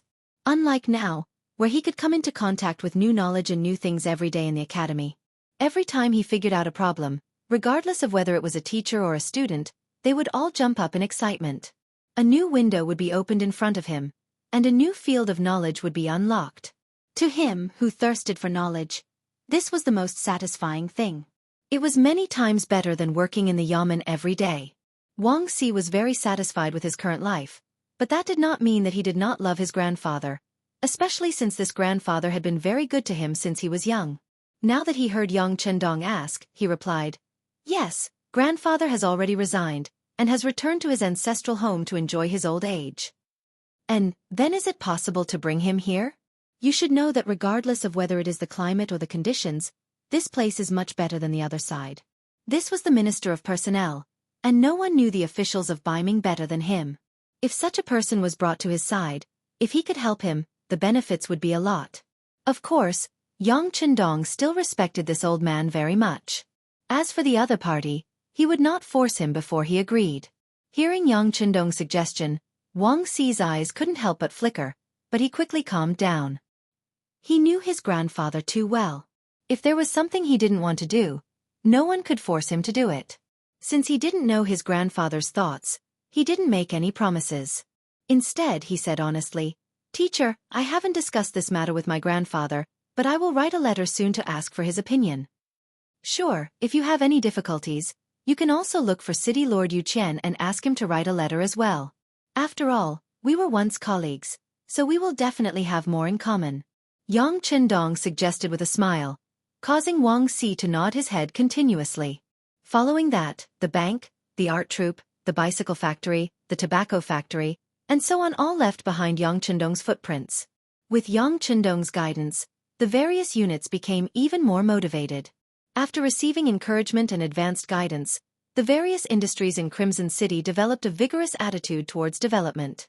2 months later, in the 3rd month of the year 1461, Yang Chendong personally brought all the officers above the rank of major to the largest square in the city. Here, a stone tablet that was tens of meters tall and a large hall that occupied an extremely large area was located. The monument was a monument to heroes, and the hall was a memorial hall for heroes. The ashes of all the heroes who died on the battlefield were placed here for future generations to pay their respects. It was precisely because these martyrs were not afraid to shed blood and sacrifice that the Xianxia party was able to grow stronger and the people were able to live a better life. Anyone with a conscience would never forget these heroes who had sacrificed themselves. On the first day of every month, a large number of officers would come to pay their respects. Even during normal times, there would be people taking turns to come every day. They would either burn paper money or offer flowers to express their gratitude. According to the plan, the Navy would set off from the port and begin their journey of expansion. Yang Chendong brought all the officers here to let them receive a re-education of their thoughts. He wanted them to understand what their mission was, and to let them know that compared to the fact that they were still alive, it was already a very fortunate thing. In order for the people of Xianxia to live a better life, they needed to open up more land and territory. During this process, they had to display the spirit of not being afraid of hardships and not being afraid of death. If they were unfortunate enough to die in battle, their corpses would be transported back here to be worshipped by future generations forever. On the square, hundreds of thousands of people from all walks of life gathered here. They personally witnessed their leader, Yang Chendong, offer a wreath to the martyrs. Following that, all the officers above the rank of major swore, shouting slogans that they were not afraid of death, and made all sorts of promises to the martyrs. On that day, many of the people present cried. On that day, Many of the officers present had their eyes wide open. On that day, Yang Qindong knelt in front of the monument and secretly swore in his heart that the martyrs would not die in vain. Xianxia would one day unify the world. At that time, even more people would come to pay respects to them. At that time, their heroic souls would be forever remembered by future generations. A day later, all the officers above the regiment level who stayed in Qiqian City gathered in the army headquarters auditorium. Yang Chendong personally taught them what the main contradiction was, what the secondary contradiction was, what the unity of thought was, what the united front was. How to build a base, how to fight a land revolution, how to mobilize the power of the people, how to do diplomatic and united front work well. 2 days later, under the personal escort of Yang Chendong, the Marines set off. Deputy Commander Gao Xiong personally led the team. Several naval divisions were ready to set off. Countless warships filled the military port, blowing their horns and raising their white sails as they set off with the wind. Yang Xie's struggle for hegemony on the sea began. 2 days later, Yang Chendong was in the palace accompanying the princess, Hu Yan. A telegram that had just been received was personally delivered to him by Beta Persei. In December, Luan Xiaoyu was pregnant. In January, Xiao Yuxue and Dong Xiangxiang were pregnant. In February, Tua Ya and Suma Nair were pregnant. In March, Junko and Hu Yan were pregnant. Yang Chendong was like a hard-working little bee, constantly wandering around the harem, using his strength as a grand master to continuously sow seeds. Fortunately, the results were remarkable. Other than the second wife, Qiao Yin, who already had Lei Lei, all the other wives were pregnant. Even Hu Yan, after having Yang Bo and being pregnant with her second child, was as happy as a little girl. Yang Chendong also took more time to accompany her. When the telegram appeared, Yang Chendong's expression did not change, but a trace of doubt flashed through his eyes. If it was not an important situation, Beta Persei would not dare to send the telegram at this time. But he still came, which could only prove one thing. Something had happened. He reached out and took the telegram. After casually glancing at it, he put it aside as if nothing had happened. Next, he accompanied Hu Yan to watch the new song and dance arranged by the Arts and Crafts Regiment for a while. Seeing that the other party was tired, he asked Xiaoqing and other personal maids to send the madam to rest. After Hu Yan's back was out of sight, Yang Chendong turned and went to the office in the hall. As soon as he entered the large study, Yang Chendong looked at Beta Persei, who followed closely behind him, and asked, "What's going on in the Far Eastern region?" "Young master, after receiving the telegram from Governor Chen Bo, I immediately asked the Security Bureau and the CIA. There was soon news from there. It should be that Tang Shang, the commander of the 4th Cavalry Division of the Far Eastern Army, suddenly rebelled and joined forces with the cavalry of a Siberian Mongolian tribe, Khan Hulahan, to attack the state capital of Arching. After a bloody battle, Governor Chen Bo disappeared, and now the Far Eastern region is basically in the hands of Tang Shang." Beta Persei obviously came prepared and reported after investigating the specific situation. "Khan of Siberia? Tang Shang rebelled?" Yang Chendong muttered. After an unknown period of time, a cold voice suddenly sounded. "Humph. They are courting death." At this time, Yang Xie was so powerful that others were afraid that they would find trouble with him. How could there be people who were so blind as to find trouble with him? There was also that commander called Tang Shang. He was in such a high position, yet he still rebelled. Yang Chendong really couldn't figure it out and was even angrier. However, there were some things that anger alone couldn't solve. What did Tiger's Mane say? Tiger's Mane's new army was in the beginning city, which was the closest to the Far Eastern region. If there was a problem there, they should have reacted immediately. Perhaps the army to quell the rebellion had already been sent out. This. Beta Persei lowered his head, his expression a little ugly. "What do you mean by this and that? I'm asking you, how many reinforcements are you going to send for the new army? Who will lead them?" Yang Chendong wished that he could give Beta Persei a kick. Why did it take so much effort to speak? Where did his usual straightforwardness and cleverness go? Beta Persei didn't dare to dodge Yang Chendong's kick, nor could he dodge it. He straightened his body and said, "Young master, regarding the matter of sending reinforcements, the officers of the new army have different opinions, so much so that Tiger's Mane can't force a decision." The so-called difference in opinions was still pleasant to hear. The truth was that everyone thought that the Far Eastern region was too poor and too far away, so there was no point in occupying it. Think about it.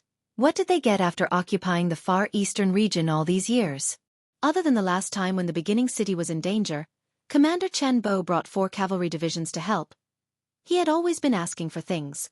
After careful calculation, with so much manpower, material resources, and financial resources, not to mention 1 army, even 3 armies could be built. The beginning city had begun to be self-sufficient through its own efforts. Neither Tiger's Mane nor Yu Mian wanted to continue to ask for help from Qiqian City. They wanted true economic independence. The fertile fields on the grasslands and the various small factories in the city were where their confidence came from.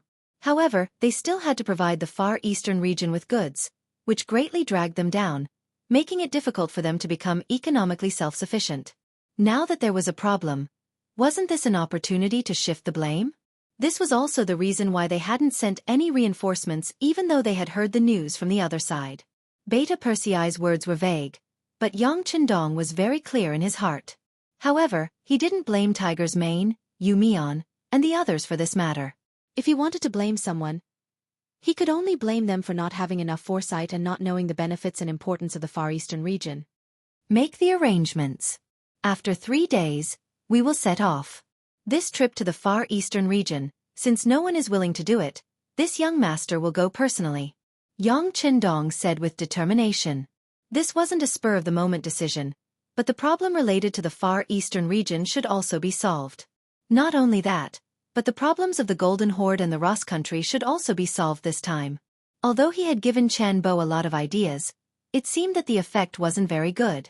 As a mission in the future, he had been to the Far East region and knew the approximate location of some of the minerals there. Once the minerals were developed, the economic returns would definitely shock Tiger's Mane and the others. He wanted to use facts to tell some people that Yang Qindong's decisions had always been very correct.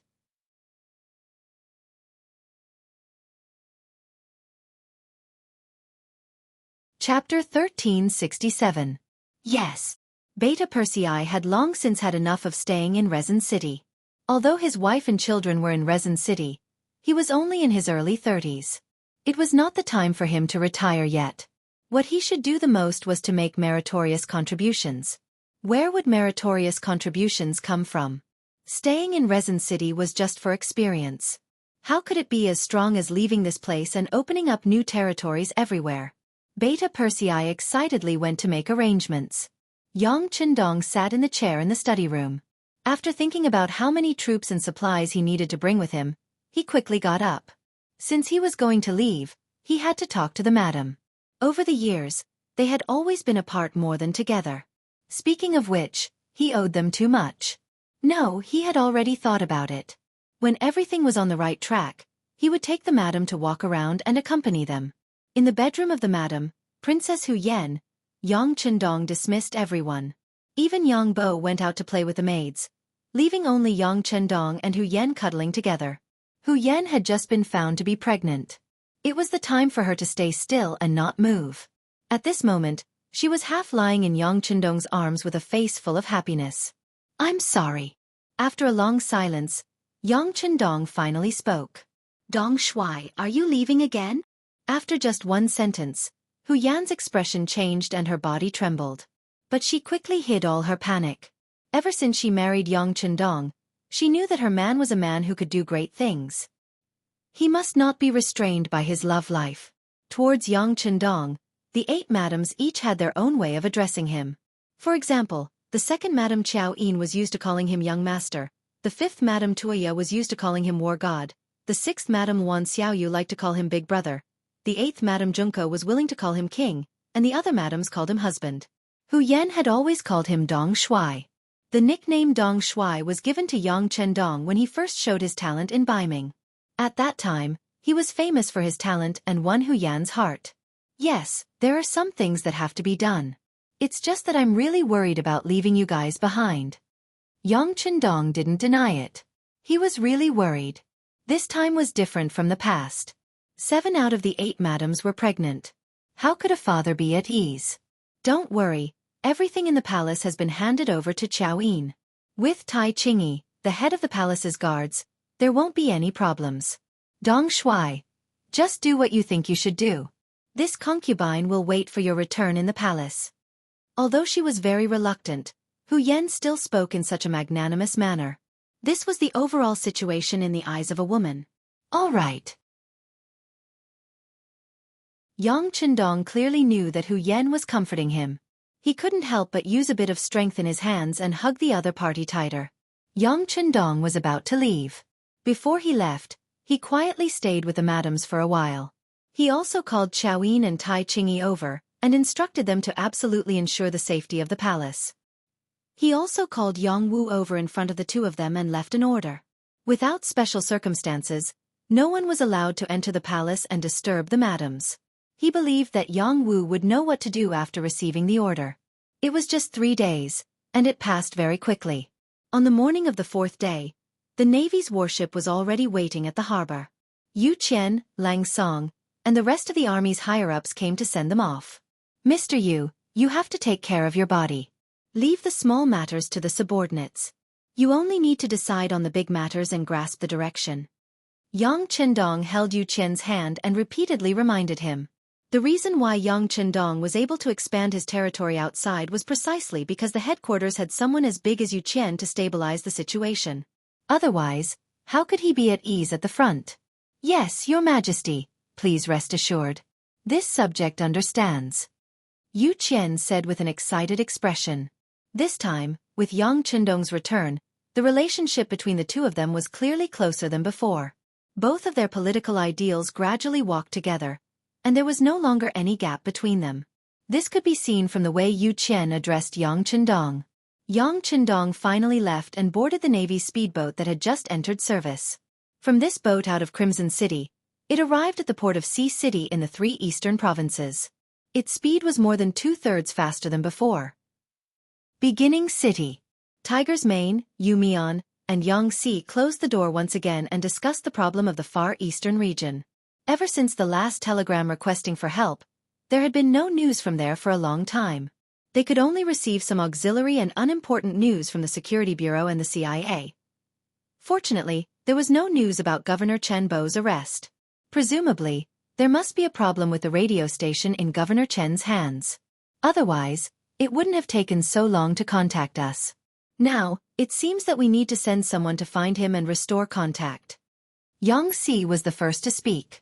He was also the only one among the 3 who supported sending troops to the Far Eastern region. As a servant of the Yang family, the person Yang Si admired the most was Yang Chendong. In his eyes, as long as it was the young master's decision, it was the right thing to do.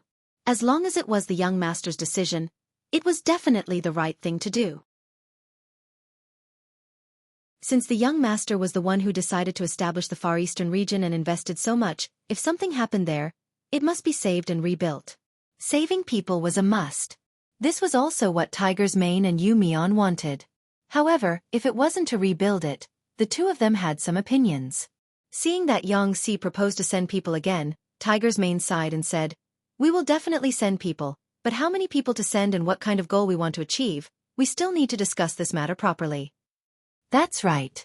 It's not difficult to save Governor Chen, but if we want to establish a foothold there again, I'm afraid that we won't be able to do it with too few troops. However, considering the difficulty of transporting supplies, if we send too many troops, the logistical pressure will be great. It's really difficult. Yu Mian also spoke. He spoke from the perspective of a city lord and from an economic point of view. Tiger's Mane was the new army commander, so his focus was more on military matters. He was particular about using the least amount of troops to obtain the greatest benefits. Just from this point alone, there was no need to fight for the Far Eastern region. Yu Mian was the same. From an economic point of view, investment and income were not proportional, so there was no point in rebuilding the Far Eastern region. The two of them still had the same opinion as before, so Yang Si, who originally wanted to say something, could only shut his mouth. All right, since that's the case, I'll send a report to the young master and ask the young master to make a decision. Yang Si didn't have any intention of fighting for it. He didn't want this matter to affect his relationship with Tiger's Mane and Yu Mian. However, he believed that once this matter was reported to the young master, there would definitely be a result. At that time, with the young master's orders, who would dare to disobey?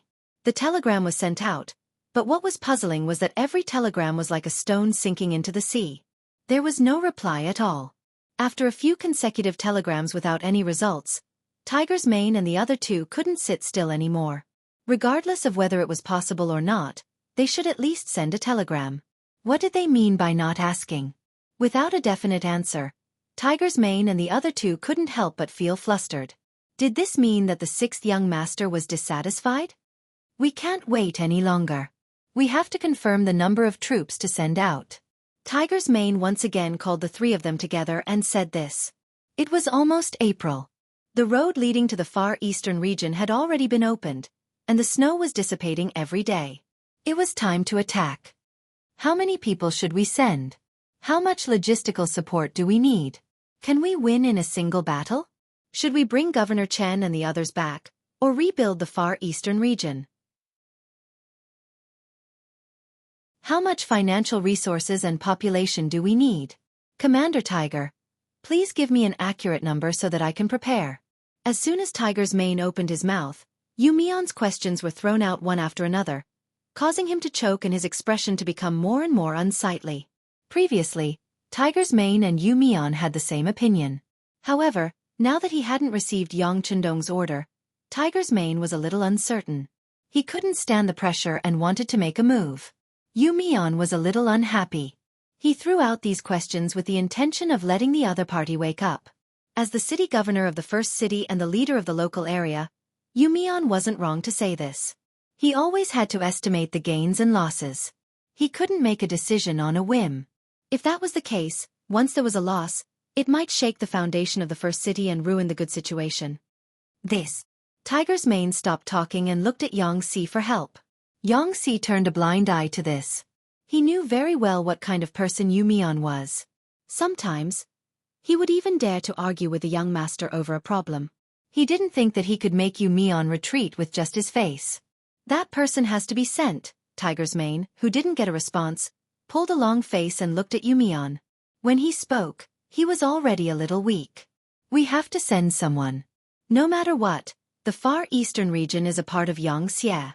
The brothers there are our brothers. However, what I mean is that we just have to save the people. As for the far eastern region, it's better to give it up first. When our first city is completely strong in the future, we can think of a way to station troops there. Yu Mian finally said what he meant. Xianxia had indeed developed rapidly over the years. Countless new things had appeared and they had made a lot of money.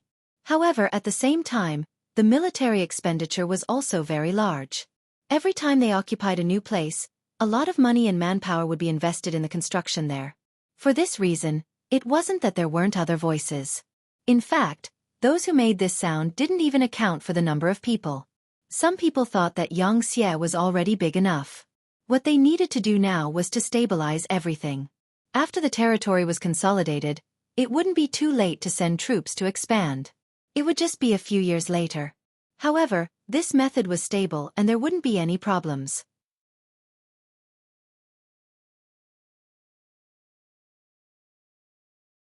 Chapter 1368. However, this voice had always been suppressed by Yang Chendong. He did not care if others said that he was militaristic, nor did he care if others said that he was a murderous demon king. This was because no one in this world knew better than him how vast this world was and how many places there were that needed to be conquered. Yang Chendong single-handedly created Xianxia and established the 5-star army. If even his actions were questioned by his subordinates, one could imagine that if he could not conquer more territory in his lifetime, once he was no longer around and his successor was replaced, would he still have the courage and influence to unify the entire world and make the Han people the only ruler? Yang Chendong did not dare to think about it. He could only lower his head and do it. Fortunately, although the price to pay for occupation and expansion was not small, the businesses in Crimson City were diversified and the money they earned was enough to cover the expenses of the war. For example, provinces such as Vietnam and Laos, after being ruled for many years, had already reached a balance of income and expenditure. If they continued, they would be able to provide returns to Crimson City. Coupled with his powerful charisma and influence, no one dared to publicly criticize the expansion. Even he had to put in so much effort, so he did not dare to leave this matter to others. This was the reason why the primordial city had not sent out any reinforcements even though there was a problem in the far eastern region. After Yu Mian expressed his thoughts, Tiger's Mane could only nod his head in agreement after a moment of silence. All right, then why don't we do as City Lord Yu says? Without a better suggestion. Although Yu Mian's method was a little conservative, it was safe. Before Yang Qindong's telegram arrived, it would be better to do as he said. Yang Si did not say yes or no. He was like a mute the entire time, not saying a word. He also did not understand what the young master meant, but his intuition told him that the young master of the Far Eastern region would not give up. Otherwise, he would not have sacrificed so much over the years. Yang Si didn't say anything, so Tiger's Mane and Yu Mian made the decision. After some discussion, they decided to send the 101st Division out to assist the Far Eastern region. They wanted to find Governor Chen and bring him back. The 101st Division's commander was Lu Zhua. He was an extremely senior general. He was a calm and steady person, and it was more than appropriate for him to complete the rescue mission. They quickly came to a decision. The 101st Division was ordered to prepare for battle. 7 days later, the army would head north to the Far Eastern state. When an army set out on an expedition, it was necessary to deploy troops, allocate provisions, prepare equipment, clothing, and so on. It was a very tedious matter. Fortunately, the 101st Division was stationed near First City. Otherwise, they would need at least half a month to 20 days to complete the preparations. Time passed day by day, and with the City Lord's Manor and the Logistics Command headquarters doing their best to prepare, the various resources that were to be taken away were loaded onto carriages. Because the journey was rather long, and the roads were not easy to travel on, just the logistics alone had prepared a total of 1,000 carriages. It was said that this was only the first batch. There would be a second and third batch after that. The army set out. Along the way, the men and horses ate and chewed. Every day was a huge expenditure. Just from this point alone, Yu Mian's idea of retreating from the Far Eastern region was not considered a mistake. After preparing for a full 6 days, seeing that the army was about to set off tomorrow, Tiger's Mane called Commander Lu Zhua to his office. The two of them discussed the route of the march, how to protect themselves after entering the Far Eastern region, how to find Chen Bo and the others, and how to retreat safely. Just as the two of them were discussing enthusiastically, the office door was suddenly pushed open from the outside. Tiger's Mane, who was listening to Commander Lu Zhua's opinion, showed a displeased expression. Pushing the door open without permission was a sign of impoliteness. When he wanted to reprimand them, he could only suppress his dissatisfaction when he saw that it was Yang Si. Tiger's Mane still wanted to say something, but before he could speak, Yang Si spoke first. Tiger's Mane, Commander Lu, there's no need to discuss further. The young master is here. Ha! What? Hearing that there was no need to discuss further, Tiger's Mane was stunned. When he heard that the young master was here, his mind suddenly went blank. His first thought was that he had heard wrongly. Wasn't the 6th young master in the revered city? He had already heard that 7 out of the 8 madams were pregnant. It had to be said that the young master was indeed proficient in both literature and martial arts. He was actually so powerful in this aspect. Because of this, everyone thought that the young master should be in the palace of the revered city to accompany the madams. Who would have thought that he would suddenly appear in the origin city? That's right, the young master is here. Commander Qiu V of the Vanguard Black Cavalry has already entered the city. Let's go out and welcome him. When Yang Si said this, he was also somewhat in disbelief. However, when he saw Qiu V, all his disbelief disappeared. As the commander of the 1st Battalion of the Black Cavalry, wherever he appeared often meant that the young master would appear there. This was an indisputable fact. Hearing that even Qiu V had appeared, how could Tiger's Mane not believe it? He quickly put away the map of the Far Eastern region and walked out of the office while tidying up his military uniform. At the same time, his expression was very unpleasant. At this time, the young master had arrived in the origin city. This could only mean one thing. The young master was dissatisfied with their work. As the young master's most trusted person, he felt that his face had lost all light, and even felt a burning pain. With a gloomy face, Tiger's Mane did not care about discussing the war with Lu Zhua. At this moment, he strode out of the army headquarters and went straight to the east gate of the origin city with Yang Si. On the way, they met Yu Mian, who was also worried and had an unpleasant expression. However, this time, the three of them did not even want to exchange pleasantries. They just nodded to each other and strode forward. At the east gate, the travel-worn Yang Chendong appeared in the distance with the black cavalry. In order to rush for time, Yang Chendong and the others stopped their horses but did not stop. Along the way, they changed their horses countless times and finally arrived at the origin city in the shortest time possible. Compared to the last time he left, Yang Chendong's face was also full of displeasure. Obviously, Tiger's Mane, Yu Mian, and Yang Xi's response to the problem of the Far Eastern region this time made him very dissatisfied. However, although he was dissatisfied, Yang Chendong did not intend to blame the three of them. After all, not everyone knew the importance of the Far Eastern region like he did. Even in the future, the Far Eastern region accounted for more than a quarter of the entire country. It was not an exaggeration to say that once it was occupied and stabilized, it would not be far from unifying the entire Russia. Of course, the current Russia could not even be called a country. It was still living a difficult life under the oppression of the descendants of the Mongolian cavalry. At the east gate, Tiger's Mane and the other higher-ups of the origin city stood there. As soon as they saw Yang Chendong appear on the white dragon, the people led by Tiger's Mane knelt on the ground with a plop and pleaded guilty. Let's talk about it after we enter the city. Yang Chendong only looked around before he rode on his horse. This time, he did not dismount from his horse and exchange greetings with everyone, which already showed his dissatisfaction. He could not blame these people, but it was necessary to give them some face. Otherwise, if he encountered such a thing in the future, he did not know what would happen. Tiger's Mane and the others followed behind Yang Chendong with a nervous heart and arrived at the palace courtyard of the origin city. When the high-ranking and middle-ranking people were rejected outside the palace and only Tiger's Mane and the other two were left, they once again knelt on the ground with a plop. Beta Persei had already found a chair for Yang Chendong to sit down and then stood aside. This time, Beta Persei was also very angry. The young master had requested the development of the Far Eastern region. He had also invested a lot of manpower and material resources and stationed an army there. When something happened there, the origin city was the closest. They should have sent reinforcements as soon as possible. Why did it take so long? No matter what reason they had, it was clear that they did not believe in the young master. Based on this point, Beta Persei had no intention of pleading for Tiger's Mane and the others. As the one who had followed Yang Chendong for the longest time, Beta Persei knew better than anyone else how powerful the sixth master was.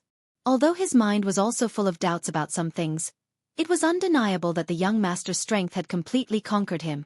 Even if the young master brought him and the two of them to rush into the great Ming palace, he would not be full of doubts like others. Instead, he would carry out his orders without blinking. Beta Persei's ability to execute and obey orders was something that Yang Chendong admired very much. Moreover, this person was also smart. He knew what could be said and what could not be asked. This was the main reason why Yang Chendong was willing to keep him by his side. Yang Chendong had no intention of letting the three of them get up. He sat there and listened to their reports. This was especially true for the northern Ming dynasty. When Yang Chendong left, he had already laid the foundation for everything. The defeat of Baiming's 400,000 troops had greatly damaged Baiming's arrogant momentum. In the end, they had to give in and sent Shi Hung to discuss reconciliation with Yumian. 1 million Han people had been sent over, and Gao Yu and the others were also sent back to Baiming's imperial court. Naturally, it was impossible for the soldiers who had surrendered to be returned. With people and a sufficient population, many things would be easier to do. The land around the origin city was once again reclaimed in large amounts. A large number of potatoes and corn were planted. It could be imagined that the origin city would be self-sufficient in terms of food in the future. His Majesty personally reported the matter, but there was no joy on his face. All of this was arranged by Yang Chendong before he left. He was just carrying out his orders and did not deserve any credit.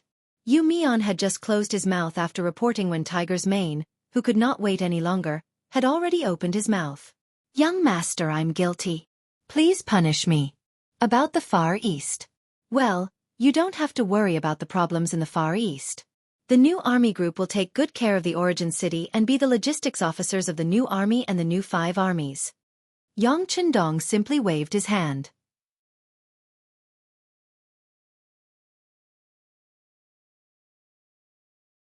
Chapter 1369. Young Master, our new. Knowing that Yang Chendong was displeased, Tiger's Mane still wanted to continue to fight for it. However, Yang Qindong spoke again. This time, the young master will personally lead the troops, so you don't have to ask for instructions. By the way, this trip will use a lot of manpower. The required food and other things will be transported over from Red Nest City soon. Yes, everything will be handed over to the logistics command. As soon as he spoke, he only mentioned Xi's name and even excluded Yu Mian. Immediately, Yu Mian's expression became very ugly. Yu Mian was not as simple as Yu Qian's son. If that was the case, Yang Qindong would not have given him such an important task. At most, he would have spent more money to find a comfortable position for him to stay. But he didn't. Instead, he placed such an important burden on him. Just this point alone was enough to prove his ability. However, having ability did not mean that he was completely open-minded. At least, when it came to dealing with the matters in the Far Eastern region, he did not do very well. His thinking was too conservative. In this matter, Yang Qindong could also see that a person like Yu Mian had no problem keeping his position, but when it came to pioneering, he was still lacking a lot. Since that was the case, he would just guard his home well. This could be considered as making the best use of people. Tiger's Mane and Yu Mian, the two people who opposed increasing the investment in the Far Eastern region, had stepped aside. Only Xianxia, who had always advocated for greater support, was placed in an important position. This already showed Yang Qindong's attitude. By the way, this time, the new Second Army will also be transferred to the front line of the Far Eastern region. The two cities that they are guarding, Shaojing and Jingzhou, will belong to the new First Army's line of defense in the future. The two of you must guard them well. Yang Qindong seemed to have thought of something and added this sentence. After that, he turned around and left. They had not rested along the way, so they had to have a good sleep first. After Yang Qindong left, Xianxia also had a lot of things to do and went to the logistics command to make arrangements. Only Tiger's Mane and Yu Mian were left behind. Needless to say, Tiger's Mane's performance this time had disappointed the young master. He regretted it 1,000 times. If he knew that the young master valued the Far Eastern region so much, he would not care whether the effort and the reward was proportional. He would have ordered the troops to send support long ago. Now, not only himself, even the new Second Army's army, this time, even the new Second Army was thrown to the side. This made him feel very uncomfortable. However, Yu Mian, he did not have to admit. After all, we mains, he's mains not. He's unconvinced to the young masters. He to the tiger and to the mane, he and mane. The Far Eastern region is too far away from us, and it's too barren. The more support we send there, the greater the losses will be. I'll talk to the sixth young master about this matter now. I want to dissuade him. As he spoke, Yu Mian strode in the direction Yang Qindong left. Tiger's Mane shuddered and followed closely. He also wanted to see if Yu Mian could persuade the young master. If that was the case, it would at least prove that their decision this time was not wrong. Yang Qindong had just returned to the palace of the first city to wash his face. Just as he was about to go to the bedroom to have a comfortable sleep, Beta Persei came to report that Yu Mian wanted to see him. No, the young master is tired. Yang Qindong waved his hand. Of course, he knew what Yu Mian was going to say. He really did not want to argue with him now. It was not scary for a person to make a mistake. What was scary was not realizing one's mistake at all. However, seeing that his father was Yu Qian, he did not have the intention to argue with him. Young master, you'd better meet him. Governor Yu is kneeling outside the door. He said that if you don't meet him, he will kneel there until he dies. Beta Persei scratched his head and said with a headache, "This Yu Mian is really pedantic." After Yang Qindong heard this, he knew that he would not be able to sleep. He knew that the imperial censors of the great Ming dynasty were very powerful. Some of them were not even afraid of death in order to help the emperor. On the contrary, some people were proud of it. Even if the emperor ordered them to be killed, they were still excited that they could be written in the history books. Yang Qindong could not understand this at all. If this was not lunacy, then what was? However, he had not experienced it in all these years, so he thought that it was just a legend. Now there was finally one. Sigh. After a sigh, Yang Qindong knew that he had to meet this person. Let him in. Yang Qindong had no choice but to tidy up his clothes and said helplessly, "Young master, Tiger Man is also kneeling outside." Look. Beta Persei reminded carefully. Come in, come in. One was to raise, two was also to let go. Yang Qindong decided to meet them and see what they had to say. Beta Persei walked out after receiving the order. After a while, Yu Mian and Tiger Man walked into the hall. When they saw Yang Qindong, they knelt together. There's no need to kneel. If you have something to say, just stand up. Yang Qindong kindly dissuaded them. No, this time I must speak while kneeling. Yu Mian was like a stubborn donkey that would not turn back until it hit a wall. He raised his head and straightened his neck. Okay. If you want to kneel, then kneel.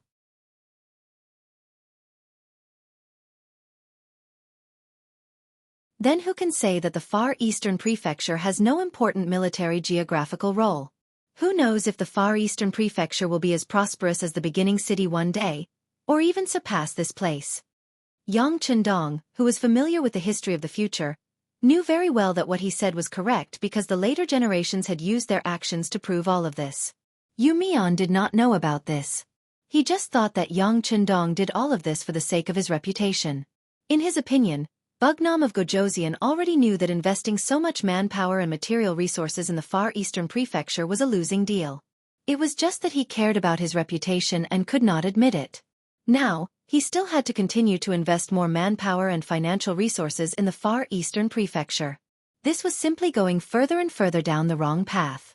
As a person who was put in an important position and was also a person who had received kindness, Yu Mian had to stand up and speak properly. Although the king's reputation was important, he could not make mistakes again and again just because of his reputation and lose so many people and money. Although Yang Qindong's words were true, it was a pity that Yu Mian, who thought that he had seen through everything, did not think so. Seeing that Yang Qindong was still talking about how good the Far Eastern Prefecture was, Yu Mian's face showed disbelief. This scene was seen by Yang Qindong. He knew that Yu Mian did not believe his judgment of the Far Eastern Prefecture at all. Since that was the case, no matter how much he explained, it was useless. He could only use practical actions to slap his face. All right, since City Lord Yu does not believe it, why don't we make a bet? Bet? This subject does not gamble. Yu Mian shook his head and said with disdain. Your mother. Yang Qindong almost cursed out. In the face of such a stubborn subject like Yu Mian, he really didn't know what to say. He was even more certain in his heart that he had to put on an act this time and succeed. Otherwise, with this victory, he was afraid that in the future, he would not only have Yu Mian under his command, but also Wang Mian and Li Mian. At that time, it would be even more difficult to do anything. This would also be a huge blow to his authority, which was something he absolutely did not want to see. No, this time, you have to bet even if you don't want to bet. Within 3 years, if the Far Eastern Prefecture is not self-sufficient and cannot prove its important military geographical position, then it will be considered as this king's loss. In the future, if you have any suggestions, this king will listen carefully and can even give priority to your opinion. But if everything is proven after 3 years, then it will be your loss. At that time, when this king makes any decision, you cannot obstruct or interfere. How about it?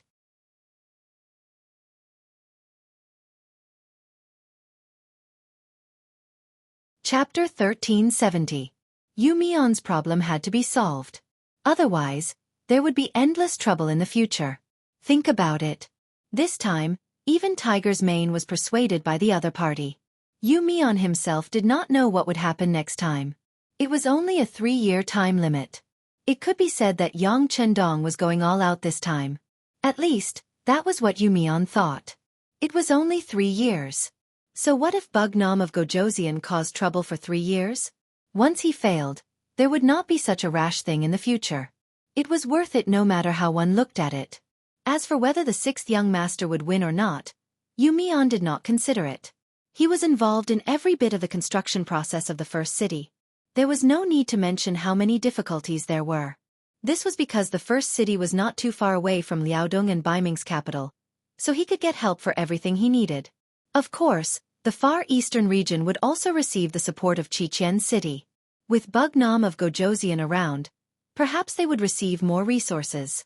However, so what? After all, it was too far away. Could it really be like the first city? At least, Yu Mian did not believe it. No matter how one looked at it, This matter was worth a gamble. In the end, Yu Mian raised his head. Okay, I'll bet. After Yu Mian agreed to the bet, he could no longer interfere with Yang Chendong's every move. He finally relaxed, and the first thing he did was to sleep. No matter what he wanted to do, he had to have a good body first. This was a prerequisite. Just as Yang Chendong was about to fall asleep, news of his bet with Yu Mian had also spread. This was naturally Yu Mian's idea. He was afraid that Yang Chendong would go back on his word. He wanted to make this matter a reality. Yang Chendong did not know about this. Even if he knew, he would not care too much. Since he dared to say it, he was naturally confident that he could win. He slept all the way until night. When Yang Chendong woke up, he was full of energy. Beta Persei also took the opportunity to take a nap. When he saw that Yang Chendong had woken up, he carried a basin of water into the room. While his master was washing his face, he said, "Young master, Commander Tianhu, Commander Sherbei, and Commander Dai Qua are all here. All right, summon them into the palace to discuss matters." Yang Chendong put down the towel in his hand, a confident smile on his face. After obtaining Yang Chendong's permission, the world's #1 cavalry division completed the task of expanding the army in a few months. This was all thanks to Baiming's Liaodong cavalry. In the battle with them, they had captured more than 40,000 people. Most of them had been educated and became glorious soldiers in the world's #1 cavalry army. After the expansion, the world's #1 cavalry army's combat strength had also increased exponentially. With more than 40,000 soldiers, they would not be afraid even if they faced enemies several times their number. Needless to say, they were already humiliated by the fake surrender. They were eager to change themselves through a big battle. They naturally responded to Yang Chendong's summons this time. From the commander to the soldiers, they were all full of fighting spirit. Dai Qua was originally a member of the Far Eastern Army. This time, he was transferred by Yang Chendong. He wanted to take advantage of the other party's familiarity with the situation to enter the Far Eastern region. With the help of this division, they would be able to achieve twice the result with half the effort. When the three saw Yang Chendong in the main hall, they all excitedly saluted.